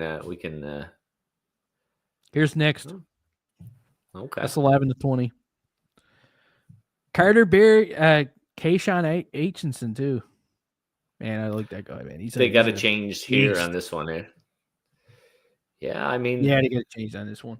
I guess it's official. Okay, I guess we're not picking 16th and 17th after all. On the bright side, whoever the Islanders do pick, we have 2 more 18-year-olds to cheer against for the next 15 years. Yeah, I mean, true fact. We don't want those guys to pan out. Let's be honest. No, not now. No. But if the Habs were picking 16th and 17th, though, like I'd be really hoping for Carter Berry now. That's who I would be hoping. And by a long shot, I'd be hoping that McQueen fell all the way to 16th. But there's a lot. I can't see it happening. A lot of love for Justin Carbonneau too, but I don't know if it's just the Quebecois kind of roots there or what. But he's still hanging around there at 17. He's pretty good, man. Good goal scorer. Stick handle's really good. Al actually watched a shit ton of tape on him. Yeah. Al was all excited. He had his little Carbonneau jersey picked out, not Guy, Justin. And then all of a sudden, Kent Hughes just did his thing, man. It was all gone. Al said today, he's like, I spent so much time looking into the picks from this range. Yeah. And I was in the same boat. Like, I was the same thing. Now, I'll be honest with you, I did look at it a bunch, but as it got closer, I was kind of thinking, they might take one pick in that range, I figured. I was thinking either they're going to move up or they're going to deal for a player. I was kind of hoping, and now I'm happy with Dobson trade, but I was kind of hoping that they'd only deal one of those picks in a deal and then kind of hold on to one because it's kind of like a little bit of one leg in the future and one leg in the present, you know what I mean? But I'm still happy with that deal. One thing about the Habs now, though, like they're done with their defense, and their blue line is set, in my opinion, right? You look at the left side, you got guys like Engstrom. Even he's not even being talked about, man. Trudeau, like all those guys are left shot defensemen, and now on the right side, you got right away you got Dobson up there now, Reinbacher, Mayu. So I mean, you got some options now. It's not as bad. Yeah. Carrier is still there. Yeah. Bogdan Kanushkov is still kicking around too. He's pretty Bogdan good. You're Bogdan right. Man, I love to interview him. Can you imagine? Everything he'd say, I just say something stupid right after. Between your broken English and his broken English, it'd be amazing. Oh man, it'd be awesome. You Bogdan better believe it. Well, listen, Bogdan, I just want to tell you that I think you're the best Bogdan defenseman we have right now on the right side. He'd be like, what is he talking about? Who is this guy? Oh, man. I can't believe agent give me interview with this man. Yeah, they would never let that happen, though. They would never let that happen. I don't think I'm getting any interviews. No, not second. One of these days, it'll happen. Think so? Yeah. Who should we get? Who should we get first? For our first interview? Yeah. I think we got to bring in Terry Ryan for our first interview. That'd be a beauty. Just because. That'd be a beauty, yeah. Bring in Terry Ryan. Do a Newfoundland hockey player roundtable is what we should do. Yeah. Terry Ryan, Teddy Purcell, Adam Pardy, Michael Ryder, and just be like, come in, boys, have a chat. We're just going to shoot the shit out. Imagine if we can line that up. How you made it from Newfoundland. Make up this big old lie. Like, tell them they're invited, and there's like a $6 million and like a load of codfish, and we're just going to have a big old powwow there to a table. Then when they show up, there's just microphones and cameras. Like, hey. Afterwards. Yeah. You got to earn that shit. Yeah, man. Yeah. That'd be good time, though. Oh, it'd be great. Even Newhook. Alex Newhook. Newhook. Ryan Green now. Yeah. Adam Sandler. Honorary Newfoundlander. I hear you going around on the broom handle. That'd be sick. Yeah, Dawson Mercer. I think that the active ones would be harder to ring in, you know what I mean, obviously, but that would be a good laugh. Bring in a couple of the old guys. I know, like not old guys, but like guys who were retarded have been there. Because that story, man, of getting to the NHL is so interesting. Like when we were in the hockey helps the homeless there a little while ago, and talking to Joe Dolo about like his kind of playing the AHL, getting noticed, playing the AHL, and then like he a bit of a shit show career. Like he said at the end of it, he got fucked around a bunch, and he walked out of the dressing room, and the coaches and boys were like, "Where are you going?" He's like, "Fuck this, I'm done. I'm going to be a rapper." And they were like, "What?" And he just left. He just left. And he said, like, I think I forget the stats now because this was a long while ago, but he put up amazing, like, he like scored 3 games in a row. And then the coach is like, "Yeah, we're going to sit you this game. We want to try something different." He was just like, what do you want me to do? What do I have to do? So I love to hear those stories, man, but the journeys to get there, because it can take a while. Like it can take them. There's a bunch of ways to get there. Oh yeah, man. Then you got a lot of players undrafted, right? Yeah. Well, like crazy. I played hockey with Adam Pardy, who played for Calgary right up until like I finished my hockey. He played minor hockey right till the end, and played a little bit of like he played like AAA or whatever, but he still played with us till then. And when he finished hockey, I gotta be honest with you, like he was by far one of the best hockey players on our team and one of the nicest guys on our team. But I never thought at that point he'd make it to NHL, and then he just did. He just worked hard and just continued to get noticed and made it. So there's a bunch of pathways to get there. Oh yeah, crazy stuff. Looks like we got the Goo Goo Dolls picking. Redim Merca goes, yeah, there you go. He did go. Yep. So Sabres taking the right. Well, I guess they got Darlene, Owen Power on the left side, right? Best player available, I guess. Yeah. It's not bad, though. Boosts up their defense. I can see it. Well, so now that's everyone, man. That's everyone like gone out of the top 9. If Roger McQueen goes to Anaheim in 10, then this list is pretty good. Like, yeah, 100%. There was one spot down a couple of times, like Hagens and those guys, but still. Well, it's just Martone, I think, was the only one really shagged it up, wasn't it? Yeah, Martone shagged it all up, yeah. Did he? No. Roger McQueen's going, I'm wondering, man, if he's dropping. But he's 6'5". Oh, yeah. He's big, man. Look at Gary Bettman. And that, like, he's pretty thin out, too. He is, yeah. Like, sometimes you see those big, tall guys are really scrawny, but he's not really scrawny. No, he's not like, Yeah, some of them look like he's not Dolph Lundgren or anything, but like they got hit with the dough roller. Yeah, absolutely. But he's not get dough roller. Tiny. It seems like a very Buffalo, hey? Like the big defenseman.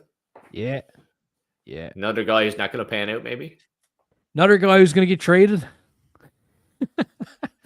Someone should be warning them that right now. Like, you're going to be on the trade block in about 5 years. North American cities do you like? Yeah. Start thinking about it. Put them on your no trade list. Tell us right now. Where do you want to play? You're probably getting moved in like 5 years max. Buffalo, man, weird habit though, eh? Draft a player, develop a player, let them have a good season, and then just toss them in the gutter. Hey, man, that was Ottawa for a long time too. Ottawa, yeah, strange team. Yeah, they were doing that too. Mark Stone, Erik Karlsson went through a lot of that shit. Yeah. Oh, they brought him into the back room.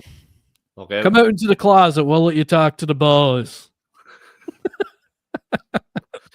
Oh, dear. Here's Lindy Ruff. Lindy. You're gonna have a rough time in Buffalo. Lindy's going to have a field day with him. Poor Lindy. Lindy's taking a lot of shit. I wonder his hair is falling out. His hair has been always like that, man. He's had the same hairdo since like 1992. I can't ever remember Lindy Ruff looking any different. He was a goon on NHL. He was a goon on videos on YouTube, man. He's just beating the shit out of everyone. Just like Matthew, the hockey junkie. Yeah. Pure goon. Absolutely. Elbows going all over the place. Tried to get Brian McGrattan to fight me, but he chickened out. He's so much taller than these dudes. He is, man. He looks so weird in the Goo Goo Dolls. Wouldn't he? Yeah, I don't think he's gonna play with him. Goo Goo Dolls are past their prime too, but look at that. I don't know. Yeah. Yeah, I don't think he's gonna be playing with the Goo Goo Dolls. Not happening. We're almost up to pick number 10, boys. Oh, Anaheim man. Ducks are up next. Are we finally gonna get a trade? Why is there no trades? Why is it like that's Gary Bittman's favorite part too when he steps up into the microphone? He's like, There is a we got a trade. trade. Yeah, he's all excited. He's going crazy. And everyone stops booing him for a second. See what he's gonna say. Remember last year? He was like, or was it last year? The year before that, he's like, we got a trade. Oh, the Dach year. He's like, everyone booed. He's like, it involves the Montreal Canadiens. And they still booed him. It's like, boo. It's like, Yeah, man. you're still an asshole, Gary, even if you got us good news. Man. Thinking about just the past drafts though, like I still can't stop thinking about 2023 draft and Raphael Harvey Bedard just kind of came in and did his thing. Just ripped it right from our paws, man. Could have had Connor Bedard. Didn't happen. I know. Heartbreak Hotel, man. Oh, yeah. Yeah. It's too bad. One of these days, man. Yeah. One of these days. Hang on here. I just got to look at something. Yeah. Hopefully, hang on. Gotta sit back up here. Roger McQueen. What? Roger McQueen, man. That's like he's the man right now. I'm wondering how far he's gonna drop. Pretty interested in that. Yeah. You? Like, how far do you think he's gonna go? I think he goes right now. Right now? At number 10? Yeah. Next pick, yeah, I think he's gonna go. I think they're Because gonna he nail started high at the beginning of the year, ran into a little bit of trouble, hit a bit of Who's picking 10? Anaheim. Yeah, I mean Ducks. They just got rid of a young, talented guy. He fits. Just go up so I can see what his stats are like. McQueen. Hang on here. Roger McQueen, 17 games, got injured. So he's 10 goals, 10 assists, 20 points. 20 points in 17 games, though. 6'5", 192 pounds. Like that's a package you can take a risk on, especially if you're Anaheim, right? Big dude. Jeez. Like, how do you say no to that? Yeah, that's tough. Now, I mean, they might be. I mean, obviously, that's what he's following, right? It's the 17 games, small sample size. But I mean, you look at some of these guys that are like Anton Frundell only played 29 games. Schaefer only played 17 games. He went first overall. You know, Radim Mertka only played 43 games. Mertka. Even old Hagee there only played 37 games. So Hagee. You know, I'm leaning into it. It's Duke Booty.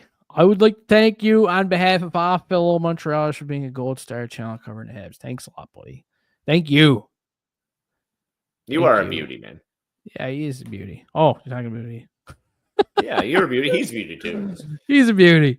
Curious to see who the Habs trade to get back into the first round for this draft. I don't know if it's going to happen, man. Honestly, don't know if it's going to happen. I don't know. I don't think I'll see it. No. No, yeah, especially the way this is going. They drag it out. Who's this? Who's picking for the Anaheim Ducks? I don't know. They're trying to get quack quack going though. Oh, it could be someone from the actual Mighty Ducks. I don't have the volume. Somebody from Dawson's Creek. No, they don't have Dawson, do they? Oh, what's it? Buddy. What was the other guy? I don't know. I just know Dawson. Okay, Joshua Jackson. Joshua Jackson was in Dawson's Creek, and he was also in the Mighty Ducks. And Marguerite. Oh yeah, that's a pretty good tongue roll. They can like zoom in so we can actually see their faces in this picture. No, because Gary's got to be shown. Gary Bittman's got to be on there. Oh yeah. See who they're gonna pick. Oh, is this Adam Banks come out of here? Oh no, never mind. Do look like Banks. Who are they picking? I'm excited. I feel like this would be so much better in a live stadium. Roger McQueen. He didn't drop any farther, sir. man. Number 10. I told you. That's a good pick for the Ducks. That's a good pick, though. Listen, that even sounds like an Anaheim Ducks player. It do, yeah. What a meme he would have made for the Habs, though, man. I would have been all over the McQueen memes. Kind of sucks. I'm kind of devastated. Not gonna lie. You'll be okay. No, I'm not, man. You'll survive it. I'm not feeling too good anymore. I'll be there for you. McQueen, what a beast of a name. We could have had Carter Bear. Oh man, and Braden Coots. I noticed that. You know, when I was working in Alberta, I had a apprentice work with me one time, and his last name is Coots. Oh man, I tortured him. I don't know, but like, it was on good fun though. Like, it sounds bad. I'm making myself sound like a real dickhead. No, but obviously. But poor Coots, man, I always called him by his last name. He always told me, like, you're the only person that ever called me by his last name. And I just, every day I was into him like a, I was always saying something to him. It was a good time, though. It was a good time. I wish we got to get Coots on. We got to get him on. Let's do it. That's what we got to do. Let's get Coots on here. Stefan Richard. What's up, Junkies? How's it going, buddy? How you doing? Welcome to the draft show. Roger McQueen just went 10th overall. The Habs aren't going any overall at all. They don't even have a pick anymore. Lightning McQueen. Victor Eklund. Yeah, he's next up. Another guy who fell, man. Like, he was supposed early in the season. He was drafted. He was projected like at least in top 10. He kind of slowly slid. Yeah. It's crazy, man, because like top 10 is usually pretty good. Bob McKenzie is the man, eh? He always gets the top 10 pretty accurate. And then after the top 10, though, is where teams kind of like, they get confused. They start overthinking shit. Listen, and names start going everywhere. I don't remember the last time. No, the top 10 is usually pretty rock solid, but I don't remember the last time the top 10 went like 10 for 10. Yeah, like I know, right? It's always all over the place. Usually there's like one little, like some guy moves up, and even if they only move down one spot, it's because some guy who was supposed to be outside top 10 moved up, or a guy goes in top 5 who you don't think is going to go there. But this draft is just like, for everything that was supposed to happen today, it's gone like, I mean, why did they even have a draft? We could have just let Hockey DB do it and like could have just let Tankathon do it. Yeah, let Tankathon do it and forget about it. I don't know. Speaking of Tankathon, shout out to those guys, man. Wicked sight. I played the shit out of that game over the last few years while the Habs were tanking. But this year, though, I didn't play it nearly as much. I think there was like me either. At one point in like November or something, I might have, spent like 8 hours playing straight. Yeah, there was one point there when I was like, I could probably look back at the text messages, but the last little while it's been pretty laid back. Yeah, it's good time. So now they got McQueen brought in the back room talking to the boys, FaceTime in there, whatever the hell they're doing. Oh man, I hope this ain't a thing next year, Gary. They can't do this. No, they definitely can't do this again next year. No, it's brutal. It is painful, though, isn't it? Like, you can't even see like the other GMs interacting with each other. No, that's what's shitty. Yeah. Jeff Gordon was talking about it. Jeff Gordon was mad. Did you see that? No, he wasn't mad. I made that part up, but he didn't like it, Gary. Right? I'll tell you right. And when Jeff Gordon gets angry, it's like Dr. Evil at the time. His whole head gets people die. He just hits him on. No, but he gets he didn't like it at all, man. He doesn't like this new setup, and that's the reason why, because he can't even talk to anyone. No, it's different. Like, you Skype and call people. I know you're still just technically calling people, but you see even like they move around the draft floor, like it's more intimate, right? This is probably blocking trades. Like, this is actually probably blocking trades from happening. Could be. Well, it could be, or like, but at the end of the day, it's less drama, right? Like, live sports is the last really haven for actually entertaining television. Like, everything else is just, you can watch it later, you can record it, whatever else, but you got to watch live sports live or you miss it. And this was as close you get to drama and live sports mixed together. And they were just like, nah, I don't think we're going to do that anymore. And it's like, come on, man. I like the chaos, right? Yeah, it's great. I like watching the chaos unfold. Like, Yeah. if these guys were on the draft floor, you could see if the Islanders and the Mammoth were kind of interacting with each other. What is the phone calls? Were they on the phone? Were they not on the phone? You could have blew that out of proportion, even if they were just calling their mom to see what was for supper. Who knows? But you don't know. Is the thing, right? No. It could be a trade call. So, but we missed all that. It's sad. You can see what they're drinking. You can see what they're eating. You can see what they're up to. All kinds. You got the cameras on everywhere. Yeah. And sometimes they mic them up. Big biceps going. Yeah, eh? What an intimidating man. When else you get to gun show like that? Patrick is saying 95 minutes in and 10 picks. I know. Man, yeah, rounds 2 to 7 do go fast, but this is bullshit. Like, long. They drag it out, eh? Like, it's fun. It'd be different if there was a lot of excitement. If there was trades, if they were 100%. talking about different stuff, but this is like, it's just like a big Gary Bettman show. That's what it is. And to me, like, you could easily do, allot your time, and then if there's nothing happens, you could have all this filler at the end. I guess they just want people to be like, yeah, I'm done, I'm turning that off. It's just, I guess good TV, I guess. Bruins it could be better fan TV. here. We got a happy Bruins fan in the house. I'm happy. Yeah, you should be happy. That's good, man. Got a good player. Boston. I don't know, man. It feels weird watching Boston. Like, when I think of Boston, I think it's Zdeno Chara, Milan Lucic, Sean Thornton, Nathan Horton, like all those yin yangs back in the day. Completely different team. Now, when you look at it, like the rivalries, like it's not there. It's not there anymore. It's not the same, hey, you know what I mean? But like, I'm hoping they can turn it around. I do hope. I like it when every team is competitive. True fact. I'd rather see the Habs, Leafs.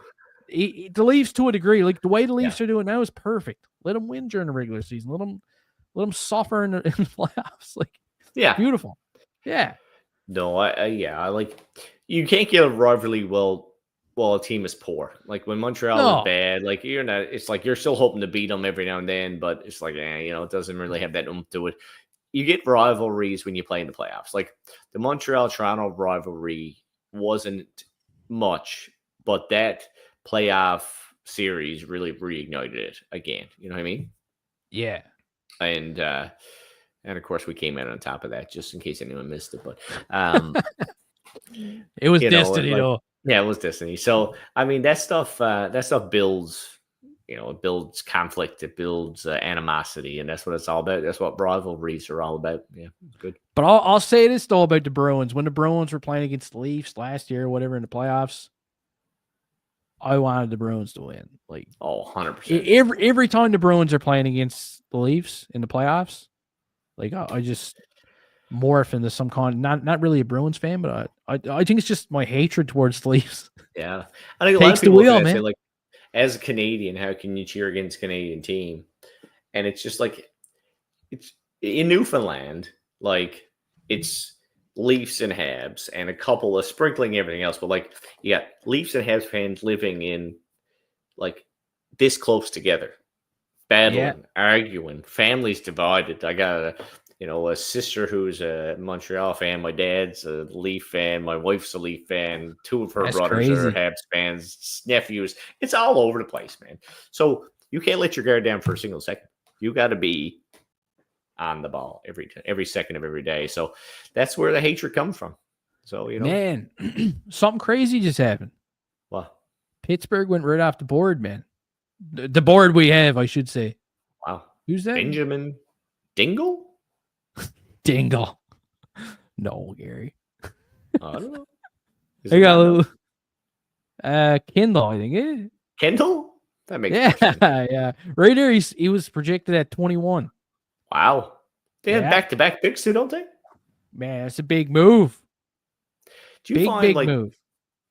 Remember Boston did it a few years ago and completely like shit the bed by doing it, but they had 3 picks in a row in the first round and went off the board on 2 of them. It's almost like you get this feeling where because we got multiple picks, we can be more risky with them, and they just don't end up panning out. And like I don't know who Boston picked that year, but I feel like it was 15, 16, 17, and I don't know if any of them ever played the NHL. Yeah, Boston did do that one year. They had a bunch of first Yeah, I round. think Frederick was one of the picks, so he ended up playing. But Frederick this, just got signed a lot. Hey, he just picked off yeah, an 8-year I contract. think he was one of those 3. Was he? I can't remember. Maybe not, but that for No some reason memories. that rings a bell. But I remember them doing that, and I remember almost like I'm watching that draft. I think it was in Cornerbrook in my uncle's house, watching it and thinking like, none of these guys are who I expected them to pick. And Yeah. I find like you'll see that with obviously this guy now. They went off the board for the first one, and I wouldn't be surprised if you see the Islanders do the same thing. Could happen, man. But anyways, that's the first pick that wasn't projected, I guess. Yeah, he was way after 21st. He moved up 10 spots, so it's pretty cool. It was nice to see a little bit of chaos. Nice to see something happening. Yeah, keep it going. And think maybe they, as Eklund for them, and maybe the 5'11" scared him away. Oh yeah, I forgot. Dubas is the general manager, ain't he? Yeah. Oh yeah, they're cooked. Yeah, that seems like a good idea, I guess. I just lost Kyle. all trust in this. Yeah, it's not good. Not good. I don't know, man. I don't know about this Call of Dubas shit. Now, like, can't they just go on and pick trust again? All right, we got 11-12, so let's go 11-12. Like, either you're going to trade it or you're going to pick it. You know who you're picking. Let's just get it over with. Yeah, because like they could add 2 of them toxins. Could add 2 of the boys on the video camera. Yeah, get up on the stage at the same time, photo op. I don't fucking know. Like, come on, let's rush this along. Do we need to wait 7.5 more minutes to hear who they're going to pick next? Just like going to see the doctor, in and out. In and out. You know, come on, up to the stage. That's it. We don't need a prostate exam. Just give me some blood work. Let me go. What's this right now? Did you guys see Sarah Valley's tweet? Apparently the Ducks are flying the McQueen family to Disneyland in a helicopter like right now. Man, that'd be badass. I just kind of wanted to get drafted by the Ducks. Like, that'd be crazy, eh?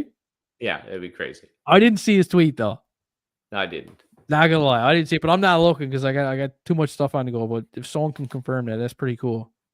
Oh wait, no, we got a trade too. Apparently, What? there's a trade. I just seen a notification on the phone. Anybody else see that?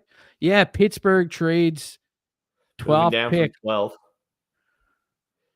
So they picked that guy. I think it's Philly. Is it Philly? They picked that guy and moved down? Yeah. I don't know, Dubas. Philadelphia for 22nd and 31st. I mean, obviously you don't like. Man, weird. Kind of peculiar. They could have probably picked that kid at 21st anyway. Maybe. Yeah. Right? It's weird. Or maybe not. I don't know. Maybe they just really liked him. Maybe they wanted to get him. Crystal Tang's up to the stage again, though. Okay. He's probably announcing the trade, Gary Bittman. He's letting the little kid press the red button. Why not? We must be really behind. No, I got a little kid. Our feed might be a little bit behind everybody else's, though.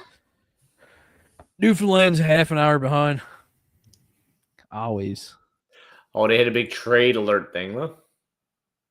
Imagine if they didn't get to use it. They're probably getting some kind of compensation from Bittman. He was probably like, please. Pittsburgh's going to pick 11 and 22 and 31. It's not bad. Philly moves up again. Like, obviously, they're not in love. To see who Philly's going to take. Obviously, Pittsburgh's not in love with anyone there. If they picked a guy completely off the board at 11, yeah, and then draft and then trade all the way down, you think they would have picked a guy like I don't think they trade that 12th pick. So, who does Philly want? Did he want Eklund? Bear. Did he want Aitchison? Aitchison will be he's such a Philly type guy, though. He is. Aitchison? I bet Bear. Think so? Yeah. Possibly. I mean, I've been paying more attention to Bear because I thought he was going to be in that draft, but he seems like a Philly kind of guy, too. Oh, Bear's a beauty. That's what I wanted the Habs to get. I know. Bear's good. Be right back. Yeah. Close the door this time. Dubas truly is a clown. Yeah, man. I don't know. I wouldn't trust Dubas as general manager. That's for sure.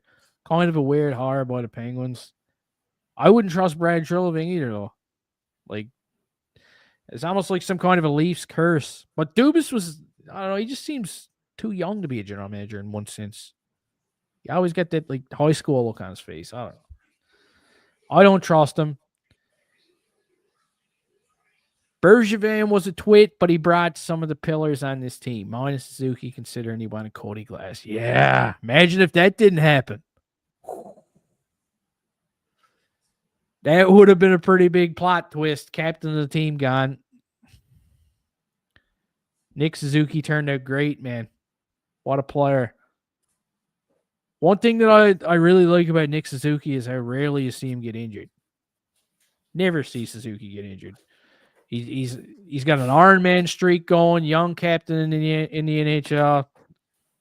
What a player. Hey, Gary? Wow. Nick Suzuki. Something that a lot of people take for granted, man, is how he never misses a game. Never. Oh, my God, yeah. You know what I mean? Like, what a beauty. Always shows up. There's something said for that, though. It was like, shh. Shut up, man. My God. Don't jinx it. He's probably following those steps right now. Carter Beer for the Flyers. It could happen. Could happen, man.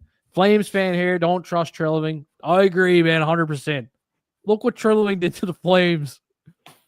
Sam Bennett's gone. Matthew Tkachuk's gone. They're winning cups somewhere else. Monahan, Goudreau before he passed away. Like, what a gong show. Oh, he's about to let Mitch Marner walk.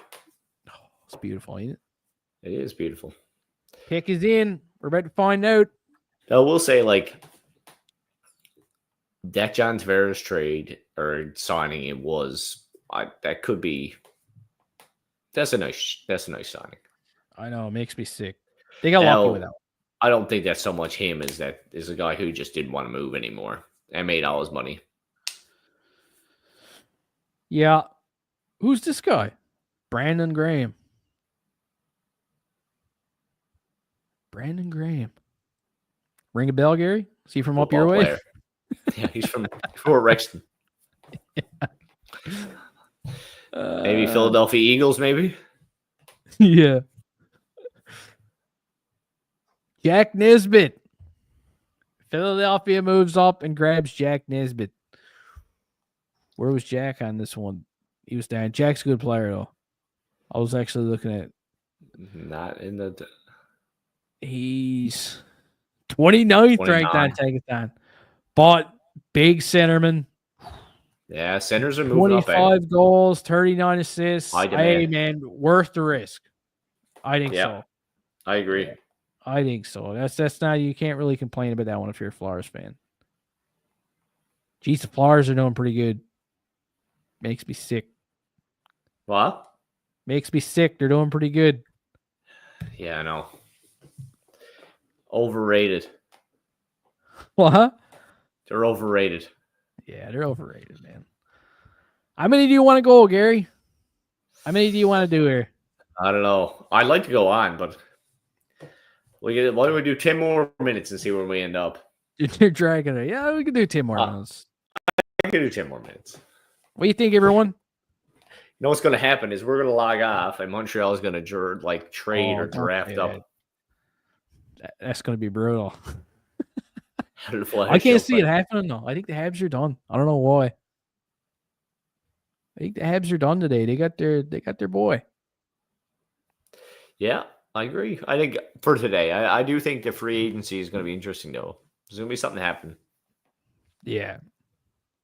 Do you think Pittsburgh moves on from Sidney Crosby? That's tough, man. They must have a lot of respect for Crosby. I'm sure they're having a lot of conversations. I think they have lots of respect from him. I should say, if you're Crosby, do you want to stay there for a rebuild? Do you want to be there to mentor the guys and be mediocre? And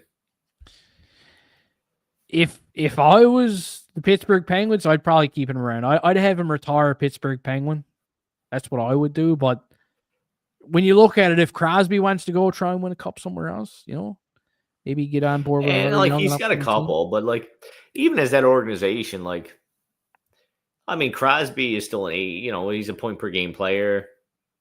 You could he could bring back some assets for you. There's no doubt about that. So I'd like to see him on the Habs. Well, how many years does he have left on his deal? Sidney Crosby, let's look it up. 2 years? Like this year coming in one more, is it? Sidney Crosby contract.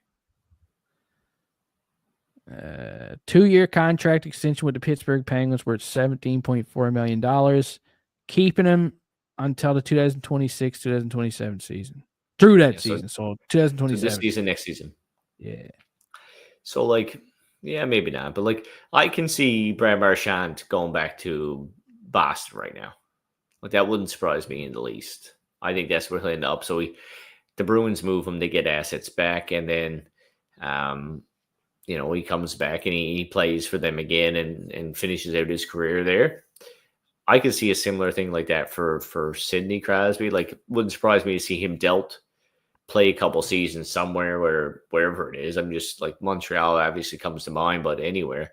And then when that contract ends, just going back to Pittsburgh, retire and finishing his career, that wouldn't surprise me. Or halfway through next season, I wouldn't surprise me to see him move. You know what I mean? Play one season somewhere else and then go from there. Yeah. Because at the end of the day, it's sentimentality is great, but it doesn't have a lot of place in a winning franchise. No. Yeah. It doesn't pay the bills, right? No, for sure. What a player, though, man. What a player for a team to add onto your team. Look what Marchand did this season for Florida. Went above and beyond. Did they ever get their money's worth out of Brad Marchand? Holy. Well, I don't think Florida wins the cup without Marchand. No, maybe not, man. He was a dynamite factor. Played well down the stretch, and there was a lot of games along the stretch for Florida that were 1-goal games that were real close, that were grinded out type of hockey, and he made an impact on each one of those. And in a playoff run, man, I said, Leafs that goes to Game 7. Did they get to Game 7 if Marchand is not playing there against he scored some big goals against the Leafs? True. He scored some big goals the whole way along the way, right? So yeah, I mean, at the end of the day, it's only one player and it's a team sport. But he stepped up at some big moments, man. Even that final, he stepped up at big moments. Do you see the Edmonton Oilers making it to the Stanley Cup Finals anytime within the next couple of years? Do you think they're you know what I mean? It's a good question because they just made it 2 years in a row. I didn't think they were going to make it this year. Next year, I don't see the Edmonton Oilers doing it, man. I think Connor McDavid's going to be frustrated, really frustrated. And you got the Stanley Cup hangover for the team that wins, right? You see that all the time. But the team that loses in the final played the same amount of games, same amount of time, same exhaustion, same lack of rest. But they don't have the cup to show for it. And do that 2 years in a row. Management needs to be shrewd in Edmonton. They got to make exactly the right moves to make that team competitive. They got to fill some gaps with not a lot of resources. And they got to get lucky. They got to hit, a few free agent signings that are the Jeff Skinner signing in the offseason this year looked like a really good move, and it didn't work out. He barely played him. He barely played. So they need a play that looks like maybe not as good of a move and works out better. You got to get on the right side of luck for them to be competitive next season. If not, it's going to be tough. And I mean, Connor McDavid's not signed yet. No. And I don't know if you looked at his body language, man, during some of those interviews, but I don't know. He didn't seem too overly convincing to me that he was going to stick around. You know what I mean? As long as he doesn't go to Toronto, I don't care. I don't think he's going to Toronto. God, that would be terrible. Terrible for him. What a dumb move, though. He's not going to do that.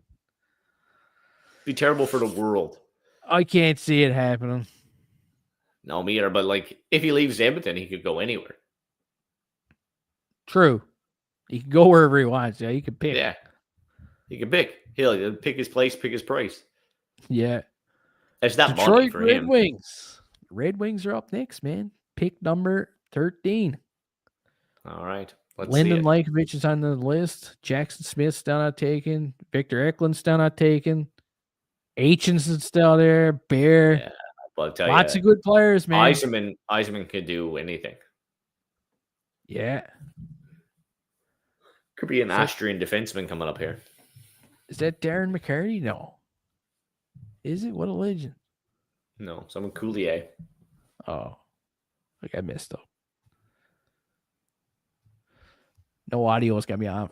Freaked out. Oh, it's Buddy from Full House. Holy shit, it is. Cut it out. Yeah, that's the guy. That's the guy. Man, you should have had the puppets do it. It's all a big gimmick now, eh? Everything's a gimmick now. Like, they got all these people there, no GMs in the house. It's just like it's turning into like MTV Awards or something. You know what I mean? That's what they're trying to make. Ricky says Marchand is different, bigger, won't stay in Florida. I agree. I think he's going back to Boston. I don't think he's going for the payday. That'd be crazy. I put Uncle money Joey. on that. Beer bet of the week. Yeah. Brett Marchand signs an extension in Florida. That he's going to Florida? No, he's going back to Florida. He goes back to Boston. I mean, I'm saying he's going to Florida. No, Brett Marchand goes back to Boston. All right, case of beer it is. All right, done. Speaking of beer, Carter Beer. Carter Beer just got picked. Did he? Yeah. I'm behind again, man. Are you? I'm kind of cheating though because I'm getting notifications from Elliot Friedman too. Yeah, I must have paused it earlier. Did you? I must have. Something must happen. Carter Beer. Carter Beer, boy. Yeah, that's a solid pick for Detroit. That's a big pick. Yeah. Good player. That's a player that I was hoping was going to be available at 16 for the Habs back a few hours ago. On the bright side, he wouldn't have made it. No, right? Yeah. Yeah. He wouldn't have made it 16. Detroit would have taken him. Maybe the Habs had some inside information on that. Maybe. Victor Eklund's still on the board. Jackson Smith. Aitchison again. Yeah.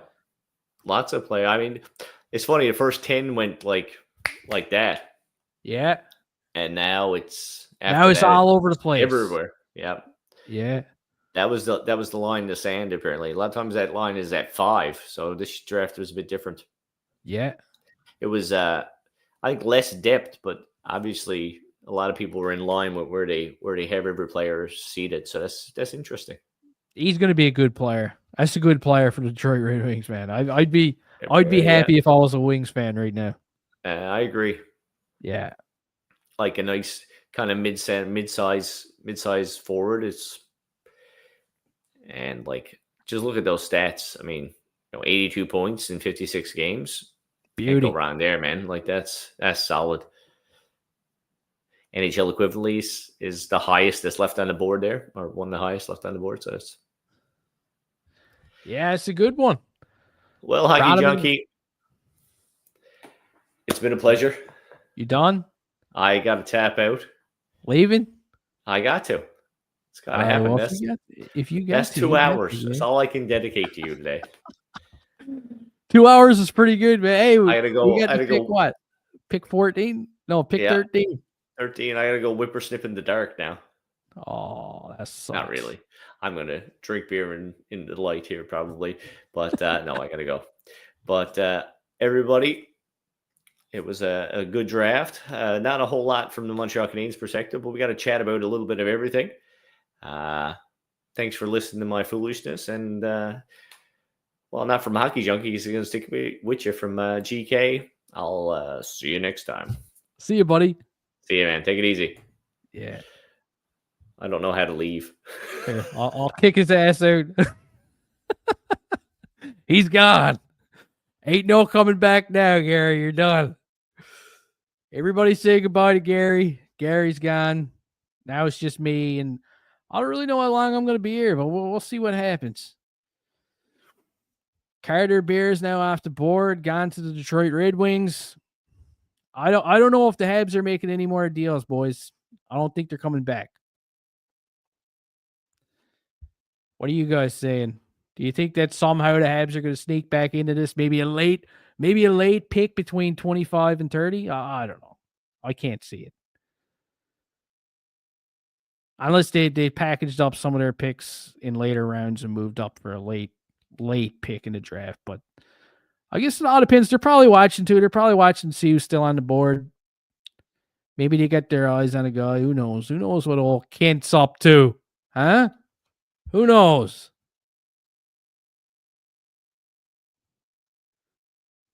Well, the Habs go to free agency or straight trade for a 2C.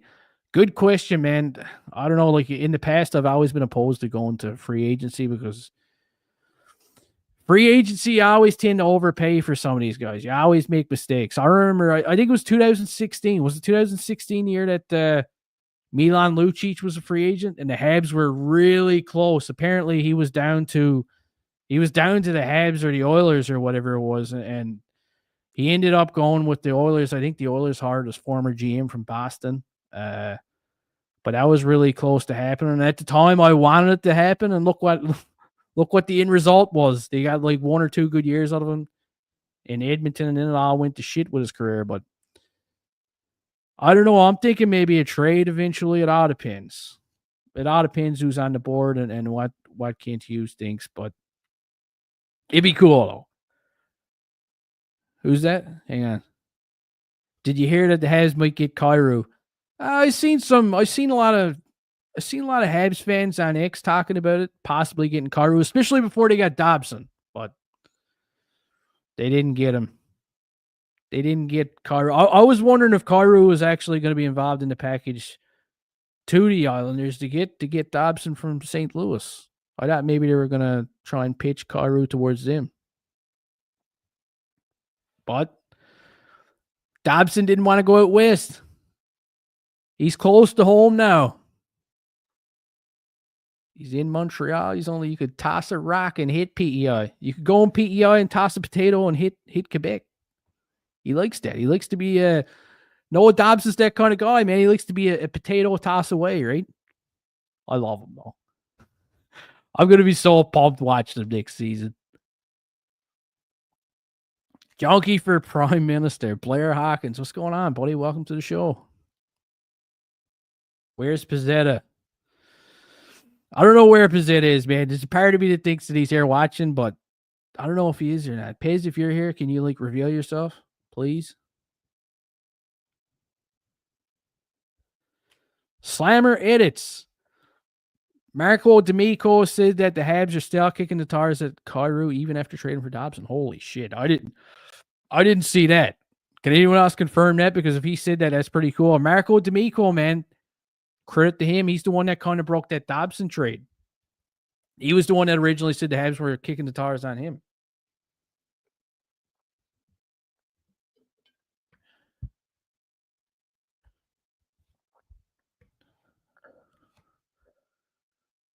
You should tough it out and stay alive to see what the Habs could have drafted at 16, 17. I don't know, man. We'll see what Gary does. Gary Bittman. See how far he gets. Hang on. Voice is going.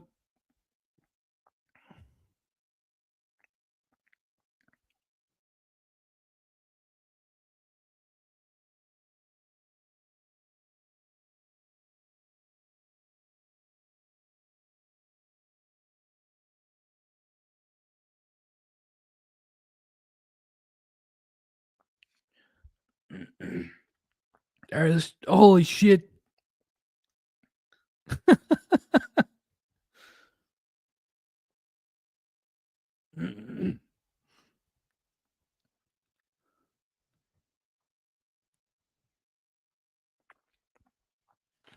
Who are they taking?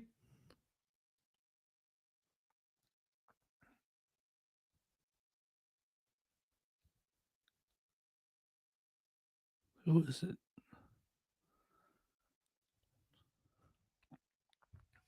Hang on.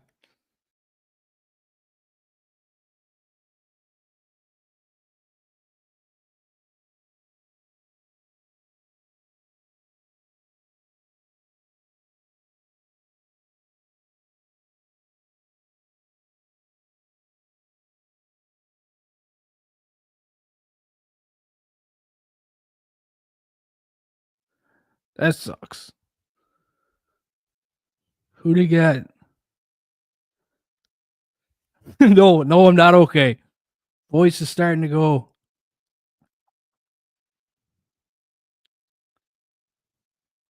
Jackson Smith. Not bad. All right, boys. I think that's going to do it. Columbus Blue Jackets just picked Jackson Smith. Voice is giving out. Gary's gone. Habs are done. I don't see any more good happening. Yeah, I'm starting to get lonely.